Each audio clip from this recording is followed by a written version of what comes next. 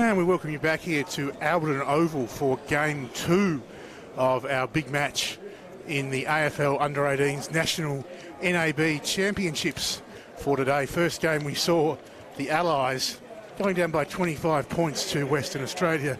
Our second game, South Australia taking on Vic Metro as the defending champions look to make it back-to-back titles this year in 2019. My name's John Nankerville. I'll be your host and one of your callers this afternoon. Joining me in commentary as he did for the first game, it's a big welcome to Michael Maney. Michael, how you going? Good, John. Just made it up through the grandstand there. You know, is at top pace. So, look, this game will also be at top pace, I'm sure. South Australia looking to get another win on the board. And I guess against the arch rivals, Victoria, whether it's Metro or Country, it's always an outstanding game. And both these teams, I'm sure, will put on a show for us this afternoon. It'll just be a wonderful game of footy. We saw a good game of football. WA kicking 10-8-68 to beat the Allies 5-13-43. Elijah Taylor booting 3 and Tyrone Thorne getting 3 for the Western Australians. So a good performance. So, yeah, really looking forward to this game. No, it should be a beauty. Also joining us in commentary, it's a big welcome back from a Geelong player and a man who knows all there is to know about this level of football, the guru for under-18s, under-16s, you name it, Kevin Sheehan. Welcome back to the coverage, Kevin. Yeah, John, great to be with you guys, and looking forward to this again, as you are, no doubt. SA Vic Metro, there's a real, always some feeling in a game between Victoria and SA at whatever level. We go right back to the State of Origin days. Look, we love it. Boys rise for the occasion, and the Vic Metros have lost both their games to date, but just by tight margins, just by a couple of goals over Vic Country, over WA, and whereas SA have had a win first up, so they're the ones coming in chock full of confidence. Only the one game, so they'd be looking to now string together 3 wins to win the championship. So it's very much alive for them, but the Vic Metros are trying to win some respect from this particular group of players, but there's some great individuals in the game too. So we'll be following the individuals, the stars for the draft, as well as the competition between the two great rivals, SA and Vic Metro. And joining us again for the second game, a man who's worked as a recruiter for both North Melbourne and the Brisbane Lions from Draft Solutions, Bernie Marnie. Welcome back to Alberton. Yeah, good afternoon, gentlemen. Yes, I mean, I'm looking forward to a real tough contest here. I mean, like Kevin said, Vic Metro have been beaten in both their games, but they're a proud mob, the Vic boys. They'll come out here and with some real sting in this game, and I'm really looking forward to seeing some more stars of the future. Of course, SA getting away with a win in that first game against WA in greasy conditions last week in Perth. Great conditions today here, Kevin. No excuses for either side. No excuses whatsoever. Plenty of names to follow. We'll pick a couple here now. Well, we've got a moment. We'll look for the boys being talked about at the top end of the draft from Vic Metro. We're talking about Matthew Rowell. We're talking about Noah Anderson. They're leaders. They're team leaders. They'll play through the midfield. Rowell is got a streak of red through the hair. He competes like a Michael Voss. If you want to think of a player he plays like, he is so good around the stoppage. He's relentless in his attack on the ball. He's clean hand. He's got clean hands, great vision. He's also a goal kicker. He push forward and kick goals. So he's a player ready to play. You describe him as that, although still relatively lightly built. He's tough in his body. A very hard worker as well. And then Noah Anderson, the captain of Vic Metro, is the son of Dean Anderson, who played about 80-odd games at Hawthorn, about 60 at St Kilda, was a dual premiership player with the Hawks, and his son Noah is very much like the father Dean. As the Siren... That's it, Kev. As the Siren challenges again. That's all good. Noah Anderson's a hard runner like his father. So, again, at 190 centimetres, he's built to play in the AFL with his athletic, I suppose, stature at the minute, but he's also a goal-kicking midfielder. Runs both ways, as we say now, so he's a speed endurance athlete and one that we'll watch very, very closely. Well, for SA, like Dylan Stevens on the wing, the Blondie he's played half a dozen games at senior level at Norwood, hasn't missed a beat there, averaging even close to 20 possessions at senior level in the Sandful.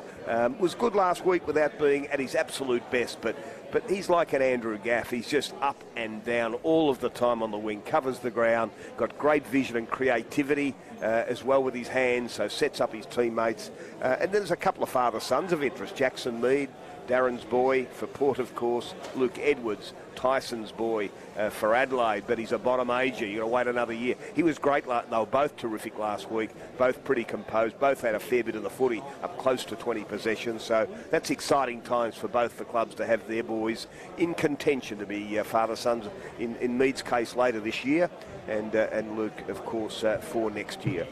Some of the players to watch there for the two sides being just quickly one guy I'm going to keep my eye on. He's another guy who's played a bit of senior footy this year at Glenelg, Will Gould. I think he's going to be a very important cog in the SA defence. Oh, yeah, Will was, I think he made the All-Australian last year, didn't he, as a bottom ranger, Kev? Yeah. Yeah, no, I like him. He plays like a man. I mean, he's like Archer in a way. He's just a real strong bull. Beautiful kick. When he kicks the ball, it just sounds right. He's class. He's heading in the right direction. And he's a general down back. He's their captain. He sets them up. You'll see him do all the work off the ball to set up his defence. Yeah. And they use him on the way out as well because he's such a penetrating kick. Our experts this afternoon, Kevin Sheehan and Bernie Marnie, two in the best of the business when it comes to junior footy. Your commentators, myself, John Nankerville, and the man who have the call to start this great game here between SA and Vic Metro, the wonderful rivals at all levels of footy in Australian rules, is Michael Maney. And Nick Bryan up against Burrows. Up they go, out of the centre. No one can get clear possession out of there. A little handball comes out, nicely done. South Australia get it out there through Mead. Mead goes inside 50, would know this ground pretty well. Here's an opportunity for, look like... quick kick by Pickett, and he might have just missed away to the right. So Pickett, and also looks like Darnell Tucker down there. They'll cause us some problems today. But South Australia get on the board. So things keep moving quickly, as they always do. Victoria has it. Bryan, he goes short. And now it's with Marnie at half-back in the bright yellow boots. His little kick down the wing. SA result the turnover. Stevens gets a handball out. Just pulling it in there for South Australia was Mead as he goes, or looks to go back inside 50, but Victoria holding it in there for the moment at half forward with some tough stuff in their defensive zone. We saw there taken to ground Carafa, the boy from the Northern Knights. I'll tell you what is out there today. In this game, there is leg speed everywhere. As in the ruck, Bryan got a fingertip on it.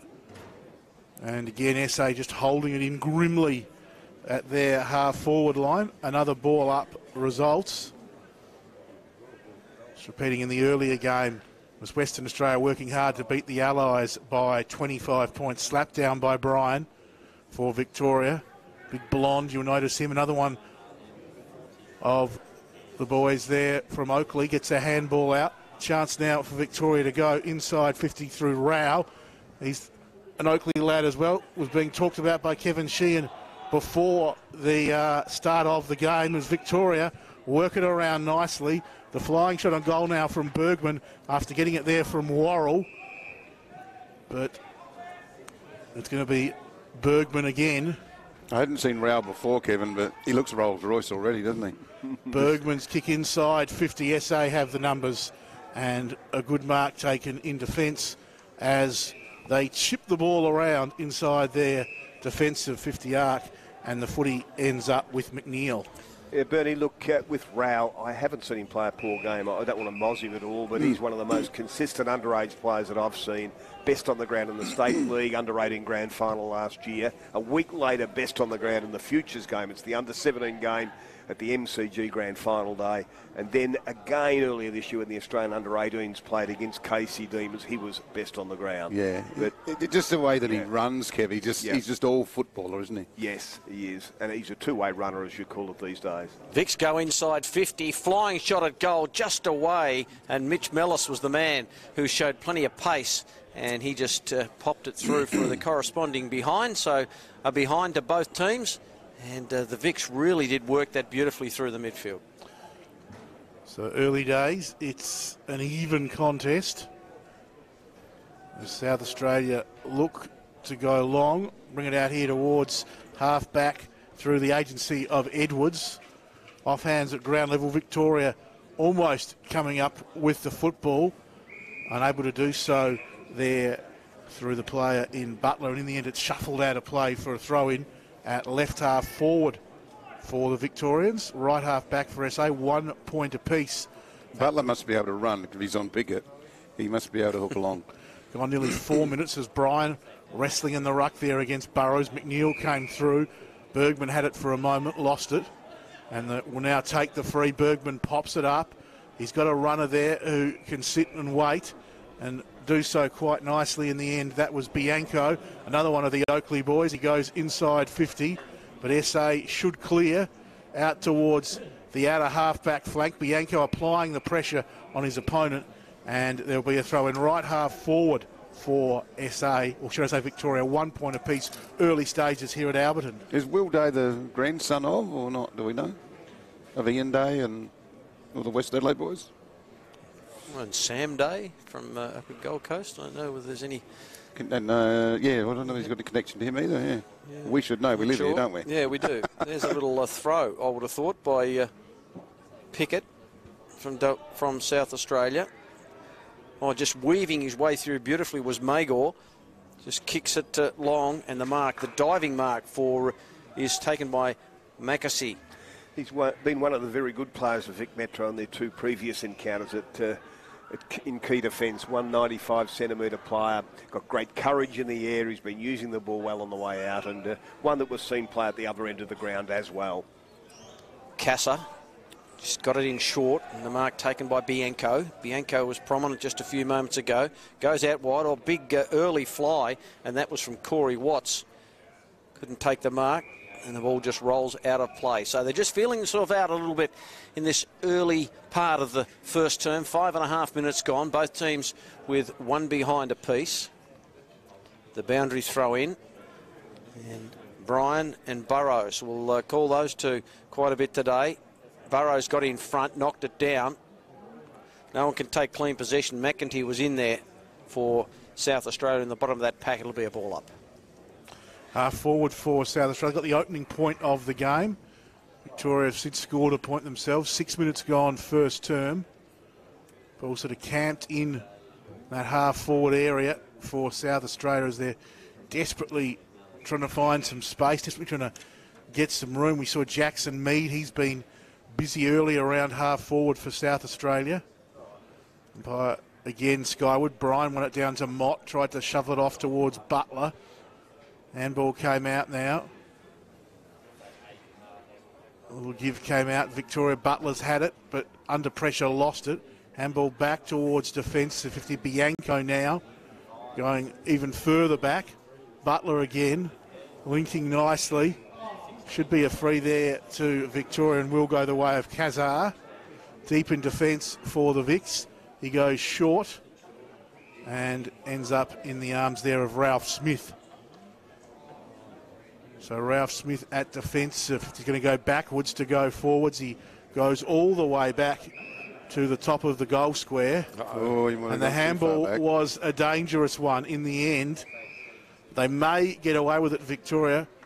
Away and running, they wanted to take the advantage if they could. That was Watts. But it's actually a free coming back to SA, and so Victoria are going to be punished for some sloppy work there inside 50. Or is it a ball up? No, well, it was a throw. So Sladovic, who played for South Adelaide, was in their under-18 grand final team last year, can line up for his first and SA's first. He's gone to Matthew Lloyd. He's thrown the grass in the air. If he can kick as good, this is a goal. To that southern end. First goal of the contest. Sladovic kicks and hits the post. So SA 2 points, Victoria 1 point. And we've gone almost 8 minutes in this first term. Yes, didn't quite get that one right. So they kicked a half back. South Australia doing it nicely. Little handball over the top. Who's right there? Ball wins the race over the boundary line. It'll be a boundary throw-in. A couple of points to South Australia. Vic Metro on 1 behind. And interesting, guys, that at this level of footy, they play what's called the anti-density rule, which means that stoppages both teams must have 5 players over halfway, and 2 of those must be inside 50. Yeah, it's good. Anti-density, open it up a little bit, allow the talent to really shine. Don't put the crushers, don't put everyone round the footy, as we can often see at AFL level at times. Yeah, that's for sure. Yeah, you've got to be able to see them open and pure. We see evidence of that in that first game. At times it was a little bit.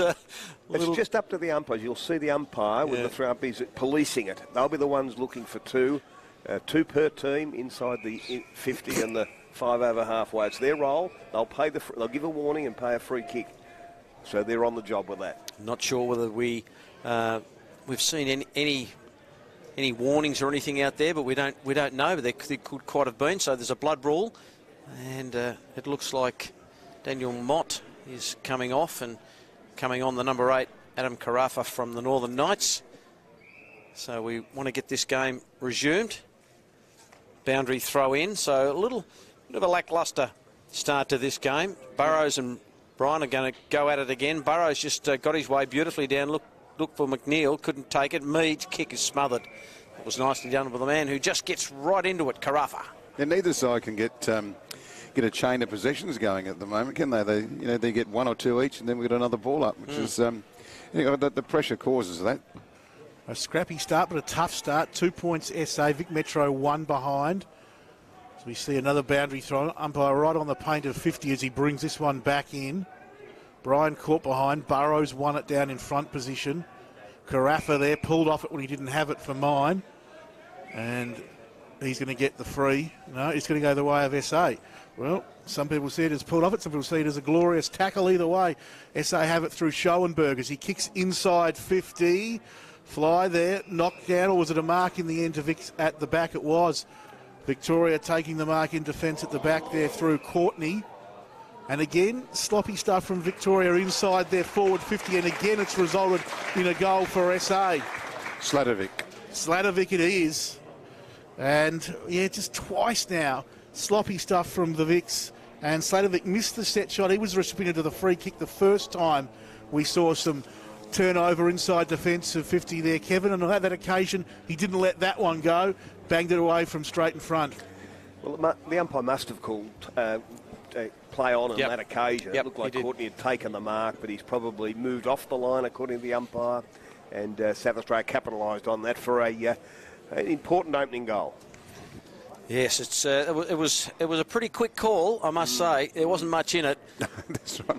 Sladovic was really happy about it. He says, I'm dead in front and closer this time. Yeah, he was really happy with it. Over the top. Here's an opportunity for the Vics and get through Marnie. Marnie kicks inside 50. No one can take the mark. Who's front and square? They just run over the footy. South Australia working really hard in defence.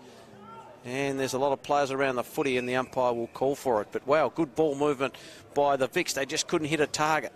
Yeah, they come out of that centre square really quickly then. There was a little bit more urgency showed then. Up they go. Jamie Koff in the ruck. Little handball comes out for the Vics. Another chain of handballs comes out. Nice little kick by Bianco. Kick. Inside 50. No mark taken. Koff got the handball away. And then to Grivell. He's kicked not all that fancy. Now another opportunity for Victoria. The little check side by Marnie. Just floats through for a behind. So Bianco looks like a decision maker too, Kev, is he? Yeah, they're his assets. Yeah. He's a wonderful kick and great distributor by hand and foot. Plays across half-back, can play in the midfield as well. Edwards with a long kick towards the outer wing. Had the right idea, but in the end, able to get away there was Tucker, well held in. And the ball out of play for a throw. And looks a lively type there, Darnell Tucker from South Adelaide. As Isaiah Pickett, another small but lively player out. They're going to watch them closely throughout this afternoon as Bryan slaps it down in the ruck for Victoria. Carafa with the kick towards half forward through the fingertips of Mellis. At the back, the handball came out to Ralph Smith. Comes back here to Bianco, whose kick lands on the bounce there. Little soccer kick for South Australia, didn't clear the zone. They get another chance here through Edwards. A scrabbly kick out towards half-back. Bryan on these, got the handball out for Victoria. play on the call as the kick from Anderson inside 50, and the good mark is taken on that occasion by Emerson Jecker, the lad from the Western Jets, and he can line up for Victoria's first, Kevin. Yeah, and his first game in the championships too. He's been injured, was injured playing for the Australian under-18s against Casey in that game with a knee injury. So has had a game back with the Western Jets on his way to now playing for Vic Metro. So he's a wee bit underdone coming into this, but gee, is he a potential player? 197 centimetre, 6'6", key forward. So Jecker will kick from about 35 out straight in front for Victoria's first. He's pushed it to the right, and that's where it heads. So still goalless early days here, Victoria. SA 1-2-8, the Vic's 3 behinds, 14 gone, first term. The difference in the game right now is that South Australia are really sloppy by foot, and Victoria are really classy by foot. Yeah, they just need to tidy that up a little bit. Little kick looking for Pickett, couldn't hook in the one-hander. In goes Marnie, did it nicely. Away it goes now to Anderson. His kick was smothered. So South Australia working really hard on the outer side. Try and get away from in defence. And at the back, almost hooking in was Sladovic, who kicked the only goal. Now nicely done by Potter. So Potter this way, that way, lost it. Rowell, nicely done. Now it comes back to Potter, who just got the kick away. And taken by the man wearing the number 12 in Will Day. Goes in short and finds his target in the centre of the ground. And then roaming in a bit of space there was a Shoot. Shoot goes out wide, but the kick, he just lets himself down with the kick, and getting back and taking the mark was Sturgis.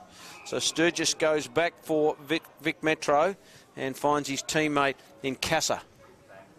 Now another little short kick, and the mark taken by Butler.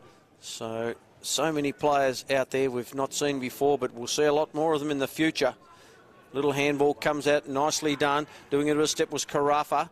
He's been prominent early. The kick out wide and just flicking over the back. Vic's got a chance here. They just missed their target. South Australia through Day. Just stop and prop. Another little kick. Koff's got to go here. He's beaten for pace. That's nicely done. And then the little kick around the corner. That was by Finn McGuinness. And the ball just goes out of play. It'll be a ball in. And it's a lot harder when you've never seen them before, Bernie, to be able to pick out who they are, because this game has really been played at pace. Oh, my word, it is, yeah. But the poor kicking from South Australia is just fueling the turnovers. I mean, there was another poor kick there, which is really sloppy. As Koff slaps it down in the ruck. Shoot there. Ralph Smith working hard for Victoria. Players from both sides pile in. And there'll be a ball up. As in the ruck at the moment for Victoria, their number 30, Harrison Jones. One of the lads from Calder as Koff wins it down. Oh, God, he straight nailed it. Into the arms of his Victorian opponent, though. And the high kick in the end marked right on the line for SA. Saving mark of the highest order. That would have been Victoria's first goal. Goal umpire did a good bit of shepherding work there. Yeah, but the presence of Finlay on the goal line was the saviour for SA. He kicks out towards half-back, off hands.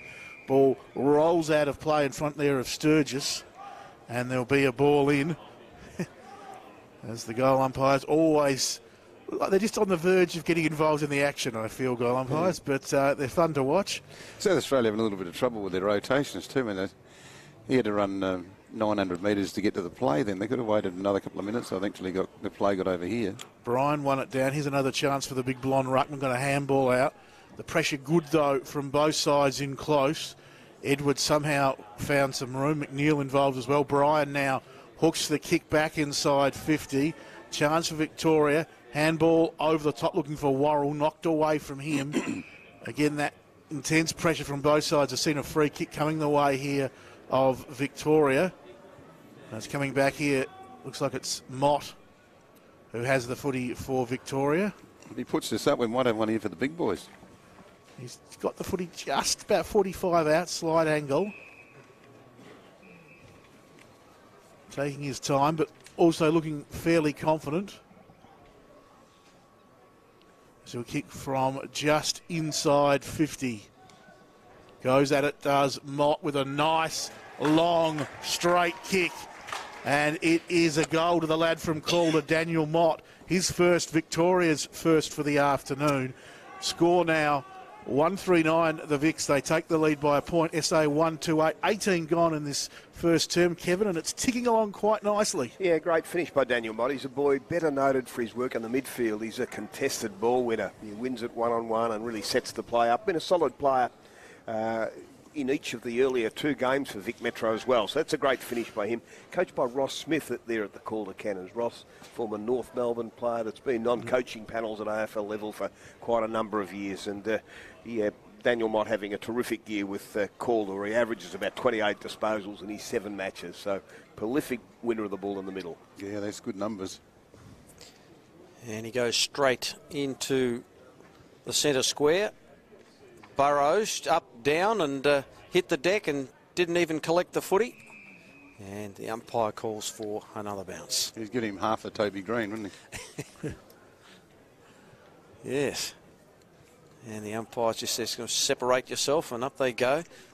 Palm down. Who can be there first? Oh, just brilliant. Just weaved his way out of trouble. There was McEntee. Did it nicely, and the spear pass was absolutely magnificent to Pickett. Long kick, and the mark has been taken. Good desperate work back there by Corey Watts. Wants to play on and switch it to the outer side, but he's overcooked the kick, and just a shank really, and the mark has been taken by Jackson Mead. That was really classy by McEntee. He's probably the hardest kick in footy. Flat out, 25 metres, and you're kicking it dead straight to the guy that's straight in front of you, not at an angle, and it just hit him up perfectly. It was... you know, it's like a triple 20 in darts. It was a bullet, wasn't it? Yeah. It's not easy to do that. Not that I've ever done it, but they tell me it's not. Some of these kids can do anything. Here's Mead. And, well, that's a really bullet kick, but the mark is taken there by Rowell, who just lays it off, and then the kick goes out of bounds on the full, I think. It might be a kick to South Australia, so Mead will get another opportunity here. Let's see if he can hit a target. He's out wide. We need more movement, more options. Here it goes. And there's movement and option, and the mark has been taken by Mackesy. Vic Metro defenders are controlling the forwards because they're getting in front. They're taking control of where they're positioning them. As Bergman caught one late there after he kicked it, he put it out towards half-back. Chance for Rossiter. Got it in the direction of Ralph Smith. Victoria towards half-forward. Worrell got spoiled by his teammate there. And a chance for SA through Stevens now to clear towards the outer wing. Bouncing football. If it sits for South Australia, they're away. It does in the end. And kicking along that wing, we see Morris. But it went out on the full. Despite his best efforts, he worked so hard to win it. In the end, the kick didn't go his way. And Mellis will take the free kick for Victoria on the outer wing. The Vicks by a point. 21 minutes gone. Mellis drives towards half forward. South Australia player in front. Burrows at the back there, the big man. Got the handball out. And now Finlay hooks the kick back. Sitting under it, waiting, taking a good mark will shoot. He's inside his defensive 50-arc. He goes short. And it's Mead again, who brings it towards this wing position. Caught behind there. On that occasion was Brody Searle, the Glenelg boy, got caught behind Potter, and the ball beats them both out of play for a throw-in. Members grandstand side here at Alberton, closing in on quarter time, just under 3 minutes to go, 25 flat quarters. As Burrows in the ruck there. One down by Courtney, the two number 37s going at it. Ball up will be the result. An interesting battle between I suppose, the two different systems that operate between Victoria and SA. SA will develop their players and let them progress depending on, I suppose, their football ability and their physical readiness up through 18s, reserves and seniors. 6 of the boys out here have played senior footy. 11 have played reserves footy for SA. So they progress them as they see them ready, whereas all the boys in Victoria played under 18 footy. That's partly because of the fact that there's not much spots. There are not spots up there at VFL because of the number of AFL sides in Victoria. And so they keep all the boys down in their 18th year, their 17th year to the underage footy. Yeah, so it certainly paid dividends for Connor Rosie and co, doesn't it? That's right. Because you've already played in intense against bigger bodies and you're ready to go. Yep. So there's no right and a wrong with it. I think both systems can work, and it's a matter of the numbers that are in your state that are elite. And I think SA couldn't keep all the kids down. They wouldn't develop if they kept them all down. They push up as they're ready, as many of the boys have done over the years, like Connor last year. A star in your finals. He played in this championship. A little bit underdone, had a bit of a shoulder injury at the time, but still was a good player for them. But then by the end of the year at senior level was playing some brilliant games. I got a little bit convoying, Kev. I thought, what are they banging on about this Rosie? And by the end of the year, I'm going, now I know what they were talking about. Exactly. Oh, that's a magnificent specky from Nick Cox. Did it beautifully and then got it away to his teammate Nkasa. And the kick is almost a grab, almost done by Bergman. He couldn't hold on to it. He's disappointed. And that ball just goes out of play. While the boys were chatting, Jekka kicked his second behind. And back to Nick Cox there, Michael, just for a second. He's a bottom age boy. He's 195 centimetres. He's possibly capable of playing on the wing. That's crazy. And that's what he can do. That's his weapon. His marking's fantastic. He's a great athlete. And this is his first game in the championship. So that's his first glimpse of it. And he's really put his name straight up there as a boy that can do some special things with his overhead marking. There's Casa too, Kev. What foot is he? Because I can't tell. He kicks left and right perfectly. Yeah, he's a right footer. That's been playing in defence in some of these games, but we'd seen him playing his NAB League football as a defender. In one game, I'd seen him get 41 disposals. That's what I've seen a fair bit of him just accumulating across defence. Yeah, he just hit this one up down here, left foot. I thought, he's another left foot, and then I just saw him hit one with the right foot. That's talented.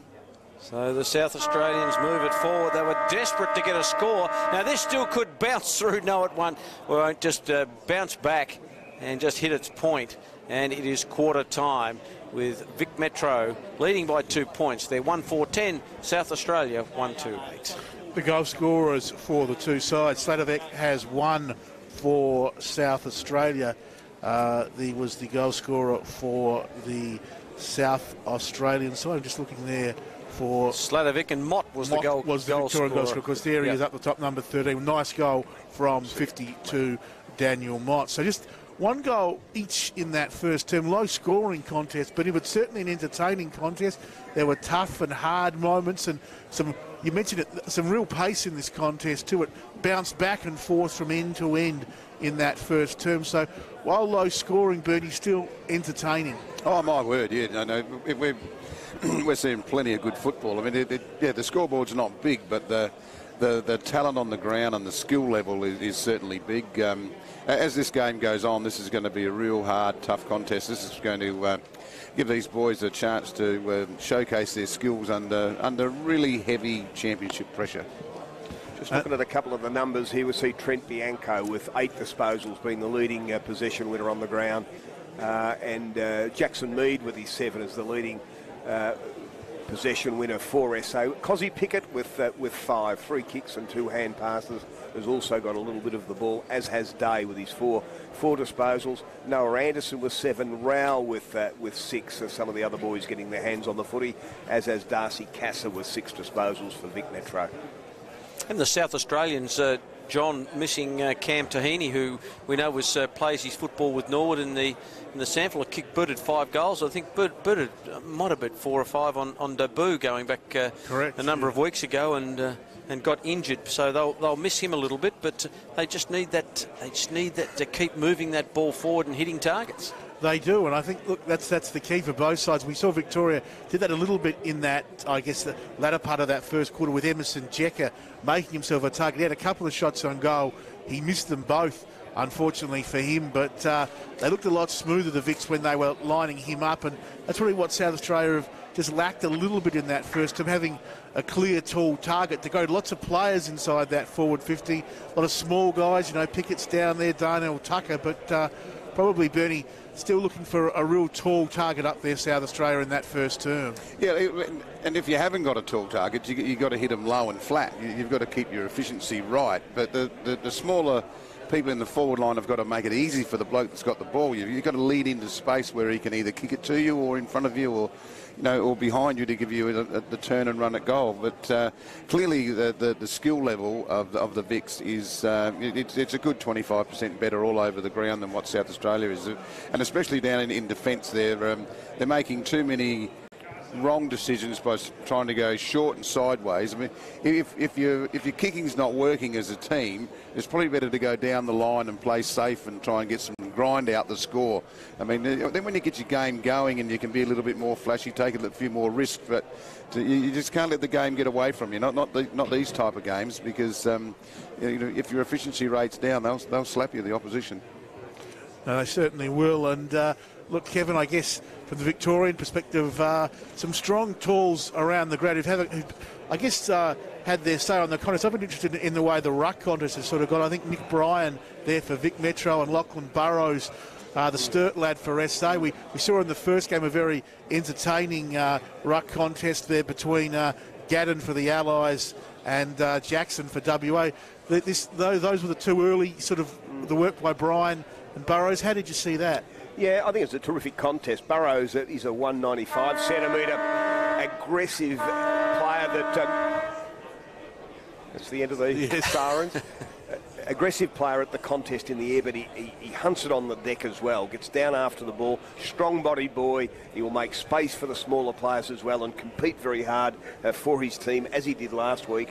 And the big ruckman for the Vic boys in Bryan is a 202 centimetre youngster that's not well developed yet. He's physically light.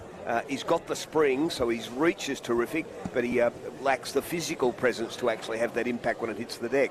So they're quite different players that, I think both can have an impact for their particular sides. And Brian's the one that I suppose has got the upside. He's a kid that's grown a fair bit in the last 12 months, and he's still learning the caper on how to compete against the big aggressive Burrows. But look forward to watching to see how that unfolds. I think the Vics have just got speed of ball movement. You can just see the way they move the football is really smooth. There's no sort of, I guess, fumbles, etc. They're very clear and intent, and they just move it with precision, and that's the difference. They're playing like Victorians in those jumpers. It's just the skill level of the hitter, and so often with it, and so many players being able to do it. It's, we are looking at a Victorian state side, aren't we? And they're producing. Probably their best player, Matt Rowell, hasn't had that much of the footy in that first term. So he's probably one of those players that gets under your guard, but didn't appear to have too much of the footy. But they still moved it extremely well. Yeah, just the one kick and 5 hand passes. So the 5 hand passes, he's getting and giving it off pretty quick. You're not quite watching him run and carry the ball. Look, they're coached by Brett Allison. Brett's been a long time, footballer, played over 200 games, dual premiership player at North Melbourne, but been the head of development at Melbourne Footy Club, worked with the Sydney Swans on their program. So to have a guy with his experience coaching the team is pretty important. Travis Cloker's with the group as well. He'll be working with Nick Bryan. He'll be working with Emerson Jecker, the tall forward, and Travis is doing a fantastic job in nurturing the young talent coming through. And we got to remember, he was a wonderful player for Collingwood. Sometimes we look at players at how they played in their last 6 games of footy, and we think we've got a handle on their contribution, because everyone will struggle at the end. He was a fantastic key forward in the era where it was tough to be a key forward in AFL footy, and he's imparting his great experience on these boys from Vic Metro. Quarter time here at Albion Oval. Vic Metro 1-4-10. Their goal scorer Daniel Mott to South Australia 1-3-9. Sladovic, the goal scorer for SA. Low scoring, tight but entertaining, skillful contest. And we're about to get the second quarter underway. And your caller is Michael Maney. The ruckman will face off again. Burrows and Bryan. Good bounce by the umpire. They get a good clean run at it. Burrows got the better of it, but couldn't really direct it down.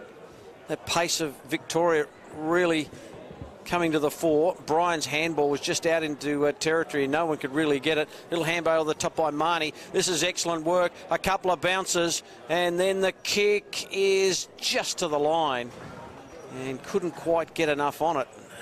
No, was that... Noah Anderson. Noah Anderson, yep. Just couldn't quite get enough on the kick. Just probably didn't quite steady himself. Could have got a little bit more length on the kick.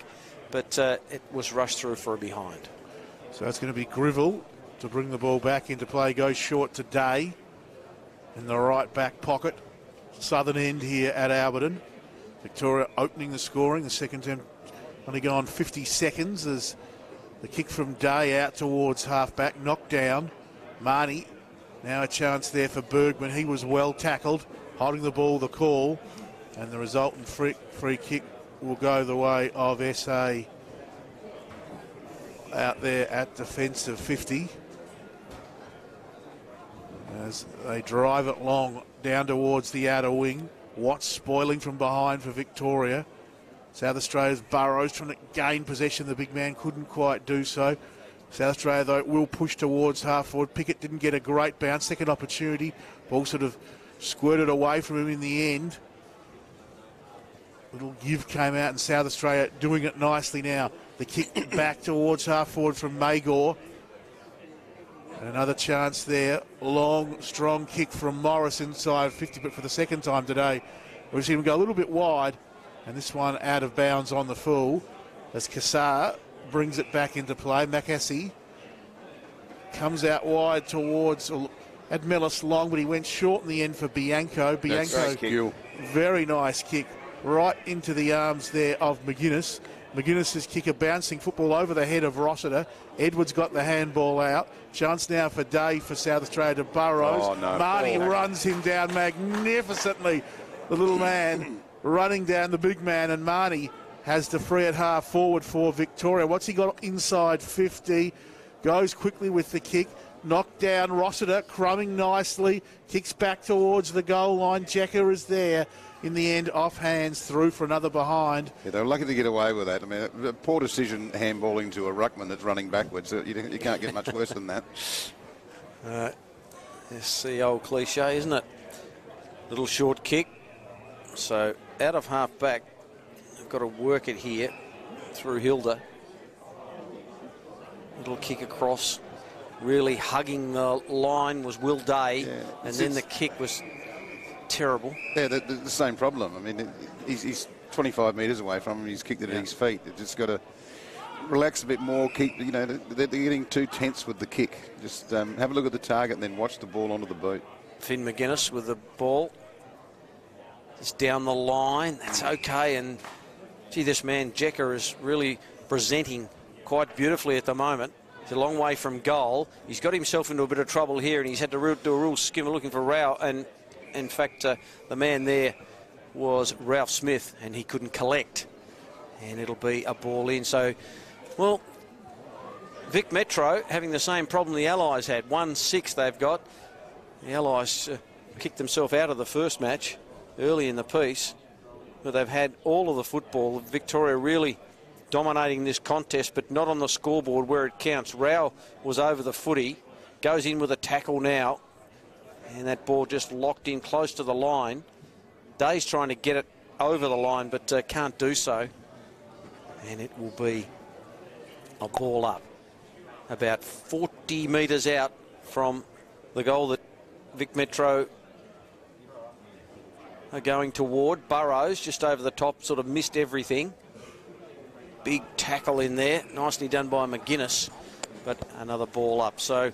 And McGuinness is a name that the Hawthorn fans will know. Scotty McGuinness's boy, Finn. Scott played well, 150-odd games at least, a couple of premierships, and was a fantastic player for the Hawks. And Finn is a contested ball winner. Love the way he goes about it around the stoppage. Love his leadership. Ball-winning ability is quite strong overhead. And been a good, solid player for Vic Metro. Because lucky to play in that grand finals, that premiership. Scott McGuinness had that bad leg injury and then finally got up for the grand final. So here's a shot on goal. John Nankerville. It's Marnie for Victoria who's earned this shot on goal. For Victoria's second, he pushes it right but brings it back very nicely, and they get their second, the Vics. They've been pushing to do that, and they get the reward. 2-6-18, SA 1-8. 5 gone in this second quarter, and a good goal there from the boy from Sandringham, Jack Marnie. And moments earlier, he was the one putting the pressure on Burrows, wasn't he? Fantastic with that tackle. He's yeah. got his reward there, and that can come. The hard work should be the baseline for what you're doing as a small forward. You're going to put enormous pressure on, then take your chances when you get the chance to have that shot on goal. And he's been a very productive small forward, Jack Marnie, for the Vic Metro team in this first half. I'm happy you're talking about him, Kevin. Me being Bernie Marnie, but I'm with an E. But I had an Uncle Jack, but he couldn't play as good as this guy. Well, why did we say, is that your boy? Bernie lad. That's right. My boy Scotty would be happy to be as good as him. So back in the middle. And South Australia really needed to try and pluck something here. Nicely done by Burrows for Victoria. Got on the end of it. He's wobbly old ball forward. Marnie was there again. Burrows again. In fact, that man in Courtney, I think it was. I think I might have called him Burrows. They're both 37. So McEntee now for South Australia. Really high drifting ball. Almost the mark taken by Darnell Tucker, really close to the line for South Australia. The umpire's paid a free kick and it's going to go to the Vics. It'll go to number 18, and that's Lachlan Potter. Yeah, a bit stiff for Tucker there. He was a 1-on-2 on his own. I thought he was going to cause the stoppage and hold it up, but he got pinged. Rao's second kick. Little handball comes out, so it wasn't the fanciest there from Nicholas Cox. But they'll get out of there through Rao. Gee, he's a good player, this bloke. You can actually tell. Wonderful bit of play. His kick just misses the target, just died on the trajectory a little bit, and allows South Australia to bottle it up. But, wow, how good was Rao in that exchange? Yeah, he just burst out of it. You can see the intent on the boy's face. I mean, just perfect bounce, just hits it down back, and then, a beautiful kick to finish. But the speed that he put down was the part that impressed me. Courtney just outpointed Burrows on that occasion in the ruck. Victoria Metro by 10 points. 7.5 gone second term. It's the 237s, as Michael mentioned, in the ruck. Courtney for the Vics. Burrows for SA off the ground there. Nice little kick inside 50 from Carafa. Umpire's whistle is gone, though it's coming back here. Free kick going the way of Victoria. That's the first goal scorer for them, Mott. Probably not out of his race, but he goes in short, and Worrell takes a gutsy pack mark. He had two blokes coming either side, one on 4 and one in front, and he's taken a very nice mark, 40 out straight in front. So Worrell can go back, line up for his first and the third for Victoria, and give them a 16-point lead if he is accurate. Well, he was last game accurate, kicked 4 goals against WA in a beaten side, and this is a boy that started on the wing that day, and in previous games we'd seen him playing defence. Oh, good, he's multiple then. And at his size, 195 centimetre boy, you'd lot to like about him for the future. Worrell kicks and kicks straight. Oh, good, he hit that like a 9-iron, didn't he? 3-6-24, SA 1-2-8, 8.5 gone second term. Victoria taking control. And you mentioned Matty Lloyd earlier when you talked in terms of someone tossing the grass up in the breeze. Yes. Well, he coaches Josh Worrell out at Aylbury College there in Melbourne, where he plays his school footy, but of course then plays for the Sandringham Dragons in the NAB League. It's his club side. So boys, a lot of boys do that around Australia, mix it between if they're in a private school and their state league club. Yeah. And then, of course, play their representative footy on top of that. So a few masters, but they're able to manage that. They have done over the years, and Josh Worrell's one that's grown with his enormous versatility and potential. Terrific mark then, and then a great finish. Yeah, it was a beautiful setup. Another left footer. There's been a few around on this day. A lot in the game previous. So a free kick here is going to Schoenberg for South Australia. Smack bang in the middle of Alberton Oval. Awkward looking kicking style, but he gets the job done. A lot of tall timber for Victoria there. No mark taken. It was Courtney who couldn't quite hold on to it. Ball still locked in, and the umpire, just as the ball breaks free, the umpire blows the whistle, but I guess he had to. And another ball up. Umpiring, as we mentioned, the earlier game was terrific, and now someone's given the umpire a bit of a chip here, has he? And a free kick is going to go to Schoenberg. So Schoenberg runs off the line, kicks out wide. Yeah, that's a wonderful grab by that man out there in Bergman. Just drifted in from nowhere, and then the kick finds Rowell on the outer side. So the Vics go to work. The kick is okay. Nicely done. Noah Anderson taking the mark, then had a bounce. Did someone have a fingernail on him? He goes inside 50. He's looking for Jecker. Jekka gets there, but can't get there in time, and running it over the boundary line was Jordan Moore, the boy from Glenelg. I mean, we talk about courage. You've got to have courage in the kick and courage in your belief in your ability, and Rowell has got that. He's just stuck that straight in the middle of the ground where it could have been dangerous for another player, but not for him. He hit him straight up with it. That's a sign of a really good footballer. 11 gone, second term. And the Vicks by 16 points, deep in defence. Schoenberg coming away with it. Will take the advantage. This is the handball off to Grivell, who goes towards half-back. A nice mark's taken out there at half-back by South Australia. Looks to be Schoenberg who's run on. He chips down the wing. And SA continue to keep possession, but just not a lot on offer. There's not enough movement. It's too stagnant there. They're getting together and causing the packs. Cough up off his hands to McGuinness. Handballed it backwards. Looking there for Kazar in the end. South Australia happy to see the ball out of play through Searle. Half forward right for SA. They've worked it down there, but still struggling to find some targets around half forward and in their forward 50. As in the ruck, Bryan versus Cough. Went over everyone's head really in the end. Little give came out from McEntee. Stevens grubbered kick. Burrowed past a few players. Ralph Smith was good. Now some run from Potter. Has a bounce. Has another. Good run from defence from Potter. Long kick inside 50. But SA have the numbers back there as Moore takes a good mark. Goes to Magor. And now off defensive 50, South Australia with a lovely searching kick from Mead finds Morris on that outer wing. Morris with a lovely mullet and doing it beautifully. In through the centre, Carafa. Carafa goes inside 50. The target has always been Jekka, and they've done that pretty well so far. He's just kicked a couple of behinds. South Australia's defence under enormous pressure. Day has got a problem here, but got the kick away. It hovers. It's high, but Shoot did nicely and just stood under the footy and did it well. Gee, they're under pressure there, South Australia, with that ball streaming in again from the Vicks. Shoot goes in short, finds Pickett. Pickett. Where does he go now? Needs to be clean. Was it touched? No. The ball just got through nicely and found McEntee. McEntee got a call from a teammate just cruising on past.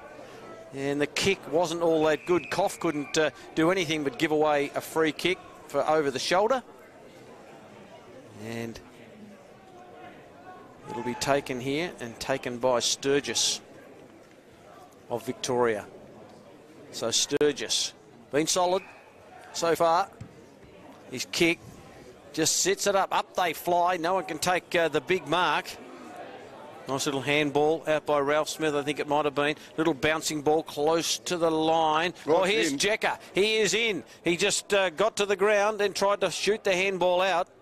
South Australia under all sorts of pressure, and they'll come away. Nicely done. The kick out of defence. Oh, huge fly by Jamie Koff. By Koff.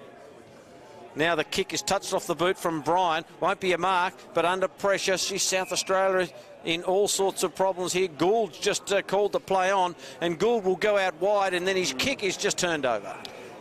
Mark there by his opposite number 24 in Anderson, who's been busy in this first half. He goes searching with the kick inside 50, but SA have the numbers, and pulling down the mark is Magor. He goes out to defensive 50 now for South Australia. Stevens has it, the lad from Norwood.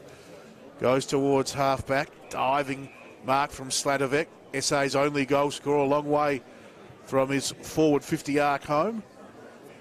He's got it at right half-back. He goes down the wing, but chipping in his Potter, who we saw with that great run moments ago on this grandstand wing. He's got it on the outer wing this time. Courtney calling for it in the middle of the ground. Potter's going to kick towards 50.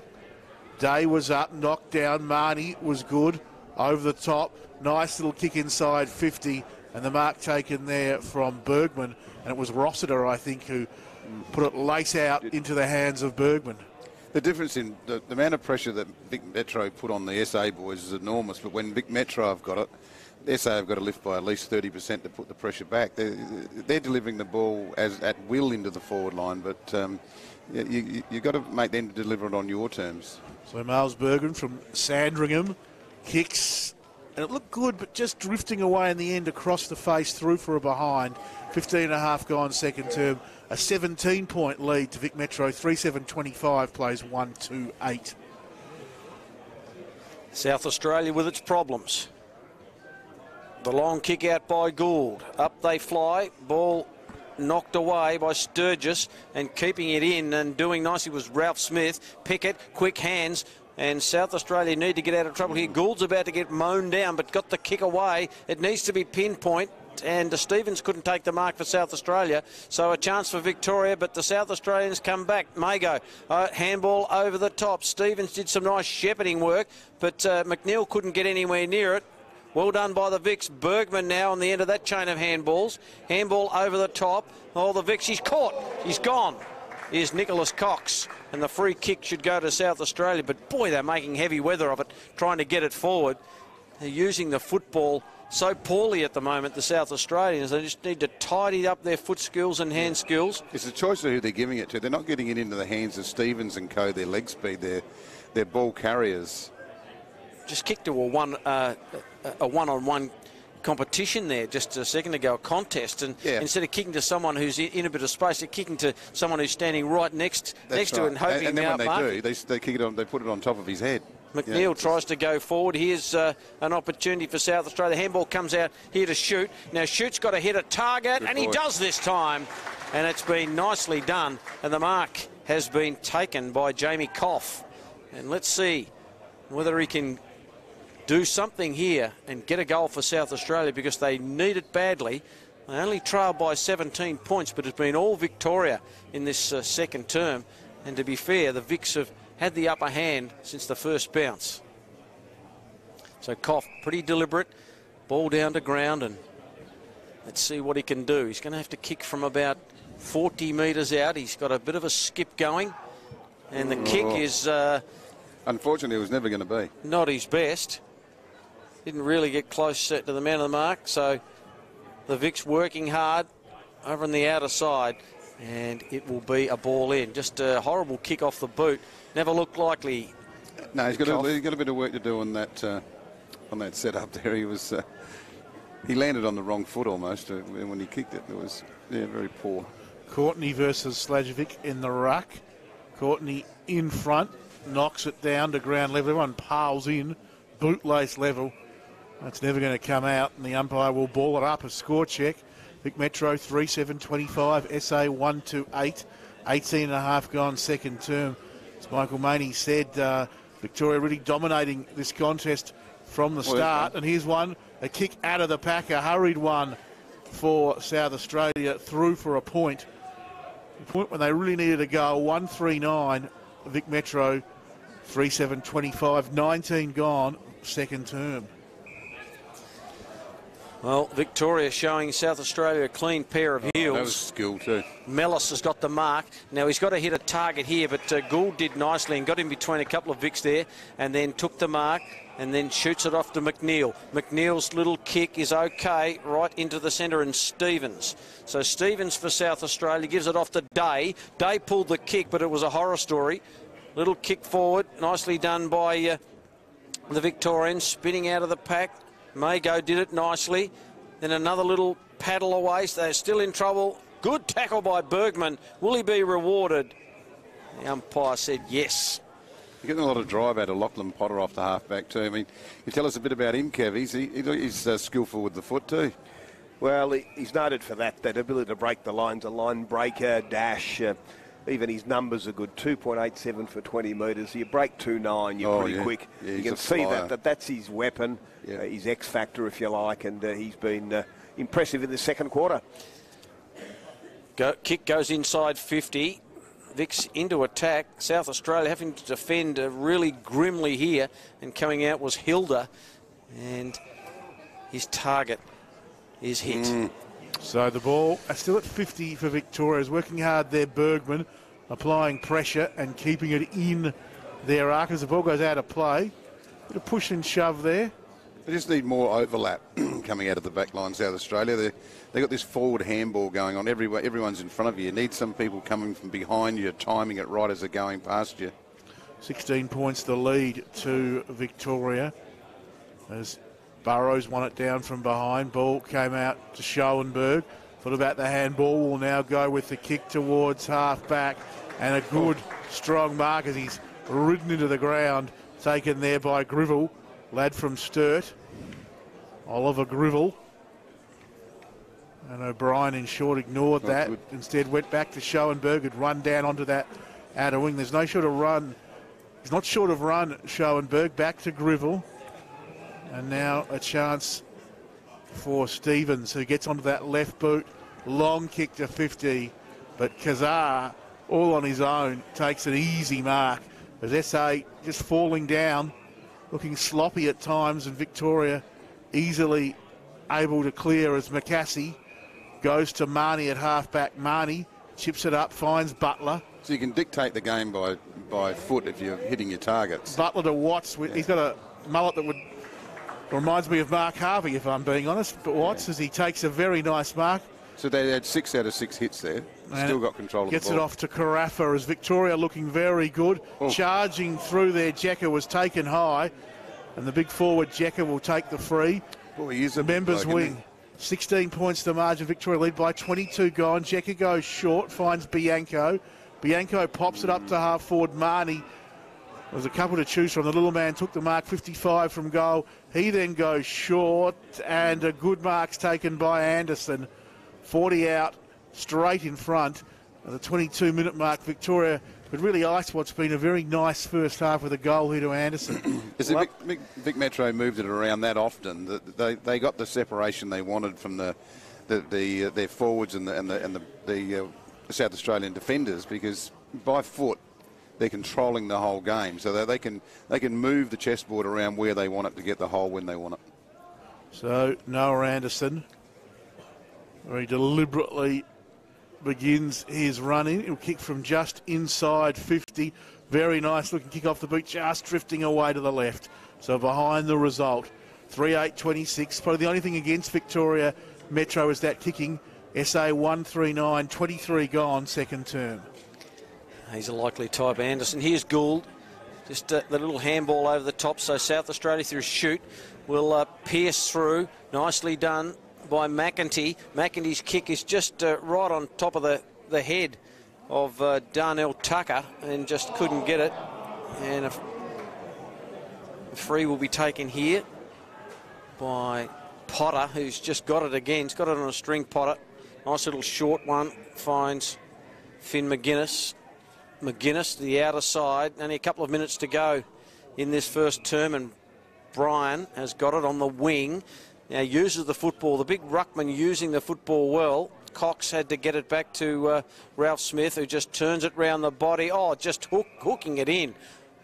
McGuinness, that was beautifully done. And there's a player on his own, and he spots him up. And well done. And that is Matt Rowell, I should say. And Rowell will go back and look at a shot from about 35 metres on a slight angle right in front of the big scoreboard. Well, the Vic's just toying with them at the moment. They can't really put them away on the scoreboard. 3-8 to 1-3, so 11 shots to 4. It's been dominance by the Vics. And Rowell, what can he do from about 30 metres? It's a good-looking kick. It's got a bit of fade to the right on it. And 3-9 now. Victoria, 1-3-9. It's the only thing that's keeping South Australia in the game at this stage. You have to agree. The forward line, the South Australia's forward line, is just a little dysfunctional for me. I know they've got to find another tool to put there. I don't think Jamie Koff's going to be the answer there, and the others, there's 4 others, and they're all really tiny. So, and we're not kicking the ball well, so you're just going to have to restructure that. I don't know whether you take the risk and put Gould up there. Edwards to Moore, long kick out to half-back, and the siren in 2 parts, but it gets the job done. Half-time here at Alberton Oval in our second game in the National NAB Under-18 Championship. And Vic Metro have it all over SA, 3-9-27, leading SA 139 at the half. As Bernie Marnie said, probably that inaccurate kicking for goal, the only complaint you'll have against Vic Metro in that first half. Goal scorers for the two sides, all singles for Vic Metro. Mott has one, Marnie and Worrell each with one, while for South Australia, their sole goal scorer, Sladjevec, was in that first term. As, Victoria well and truly in control. Kevin, they haven't put the game away, though. Still at 18 points, match very much up for grabs. Yeah, they left it open. They could have buried him in that quarter. They had so many inside 50s. It was about 27-13 in that half. So they've had plenty of the play, had many set shots for goal, haven't been able to capitalise. Look, for SA, though, I want to mention Harry Schorenberg. I think he's been their best player today. He's been good, hasn't he? His use of the ball is good. His hands are good. He's creative with great vision and unselfish. He's had his 15 disposals to be the leading possession winner on the ground. For Vic Metro, Rao kept ploughing away and uses the ball, so we'll miss that goal at the finish. He's had the 13 disposals and he'd have most of those contested. Casa has had the 12. Marnie, we've mentioned him as a small forward, has had 12 as well. And Noah Anderson with 11. Bianco with 10 have been the leading possession winners on the ground. But yes, Victoria should be more than 3 goals ahead with the amount of play they had. They just haven't been able to finish. And just before we take a half-time break, Bernie, a quick comment from you at the half. I was just reshuffling the magnets in the forward line for Tony Bamford. Not that he want to listen to me, but I think I would take a risk. I know Gould is a defender, but he can go forward, Kev, can't he, and kick a goal, Gould? But they might take a risk and put him up there. They just need another target when they go in there, and they've got to perhaps get in there more often. Obviously, 27-13, you're not going to score much when the opposition is going in twice as much as you. But anyway, we'll see what they bring in the third quarter. It's 3-9-27 Vic Metro, SA 139, an 18-point margin at the half. We'll take a short break here from Alberton and be back in around about 10 minutes' time with all the action of the second half of the game here between South Australia and Vic Metro.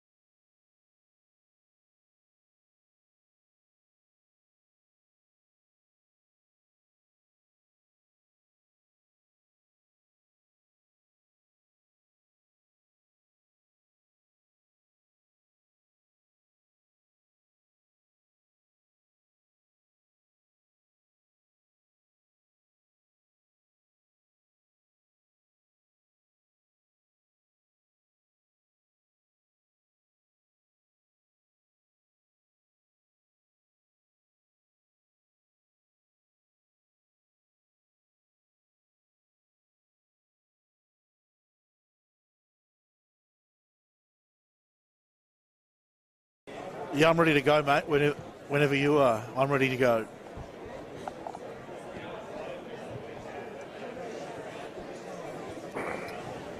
And we welcome you back here to Albion Oval, half-time of the second match of our big double-header at the National Under-18s NAB Championships. It is South Australia taking on Vic Metro, and, well, a dominant performance by the Vics in that first half. Really only on the scoreboard was where they let themselves down with their kicking for goal there. 3-9-27, SA 1-3-9, a margin of 18 points, but really South Australia lucky it's not more like 7 or 8 goals, the margin. John Nankerver with you. I'm your host and one of your callers for this afternoon. Joining me in commentary, it's a big welcome back to Michael Maney. And, Vic Metro, very dominant in that first half, Mike. Yeah, very dominant and should be a lot further in front. South Australia haven't been able to get any connection between their half-back line through their midfield or all through their forward line. So they've not been able to use the ball as well as they would like. They haven't got any run, and the pace of the Victorians has really come to the forefront. They've got good targets up forward in Jecker, etc. Who's been very good for them in the ruck. They've been tremendous with Burrows for South Australia has battled away, but they just seem to lack just that little bit of class. The Victorians have got it all in front of them here. They've been very good in that first quarter. Potter is probably one of the best players on the ground across through half back. They've just got good players in all areas, and they're showing the South Australians a clean pair of heels at the moment. And welcome back, Kevin Sheehan, for the second half. And Kevin, I think Michael summed it up very nicely. Winners all over the ground for Victoria. South Australia really struggling. They're not getting enough from, a number of players out there. Yeah, you can sort of look at the numbers, and the numbers support exactly what you were saying about the Victorians. 27 inside 50s to 13. They've had 12 shots to 4 at goal. They could well be 6 goals up, but aren't. So that's the good news for SA. The good news that you regroup, get back to the sort of form that you showed last week against WA, open the game up, back your skills, back your ability to hit targets up forward, which will encourage the forwards then to lead. All the simple things like that will happen if you take risks, and it must be based on your athletic ability to get past your man and then hit that target inside 50. You won't do it if you're going round the back and doing those little safe kicks around the side or safe hand passes out the back. You've got to back your ability, a bit like Potter has done. Yeah. Take the man on in front of you, get past the man, use your leg speed, and then your kicky ability to hit your target up forward. Be more direct in simple terms. And Bernie Marnie, we were talking at half-time, what a great sort of standard of footy this is to watch. It's like sort of probably roughly watching about state league level footy, but it's the under-18 kids, it's the 17, 18-year-old kids running around on show. Oh, that's for sure. I mean, I've got one of my proteges down here behind me watching. I brought him down to just see the skill level of these types of games. He's just super impressed about how many times that the Victorians can hit each other up. And I was just saying to you at half times that these kids barely know each other. Don't forget, they're hitting each other up like walking around in the dark. That's how well they're doing it. But with South Australia, as I was saying, they have to restructure their forward line. They're going to have to take a chance of some sort. If they take Gould away from down back, it might hurt a little bit, but they need another target up forward. And I think the other thing perhaps that they could try is that the Victorians know that Stevens is a ball gatherer. When they're coming out of the middle of the ground, they're making sure that it's not getting out to Stevens' wing. So in my view, you bring Stevens into the midfield and use him from there, because when I say we, the South Australians, they need more leg speed, more ball carriers out of the middle so they can get up the middle of the ground and service that forward line. But they know Stevens is a good ball gatherer. So you keep it out the other side, leave him on the dead wing. You got a really good player out of the game. Comments from Bernie Marnie. If you are just joining us, first game, Western Australia versus the Allies. Allies were in it for about 3.5 quarters, but in the end, WA too strong by 25 points, 10-8-68. The Allies 5-13-43. 18 points the margin here at Alberton. Vic Metro over SA.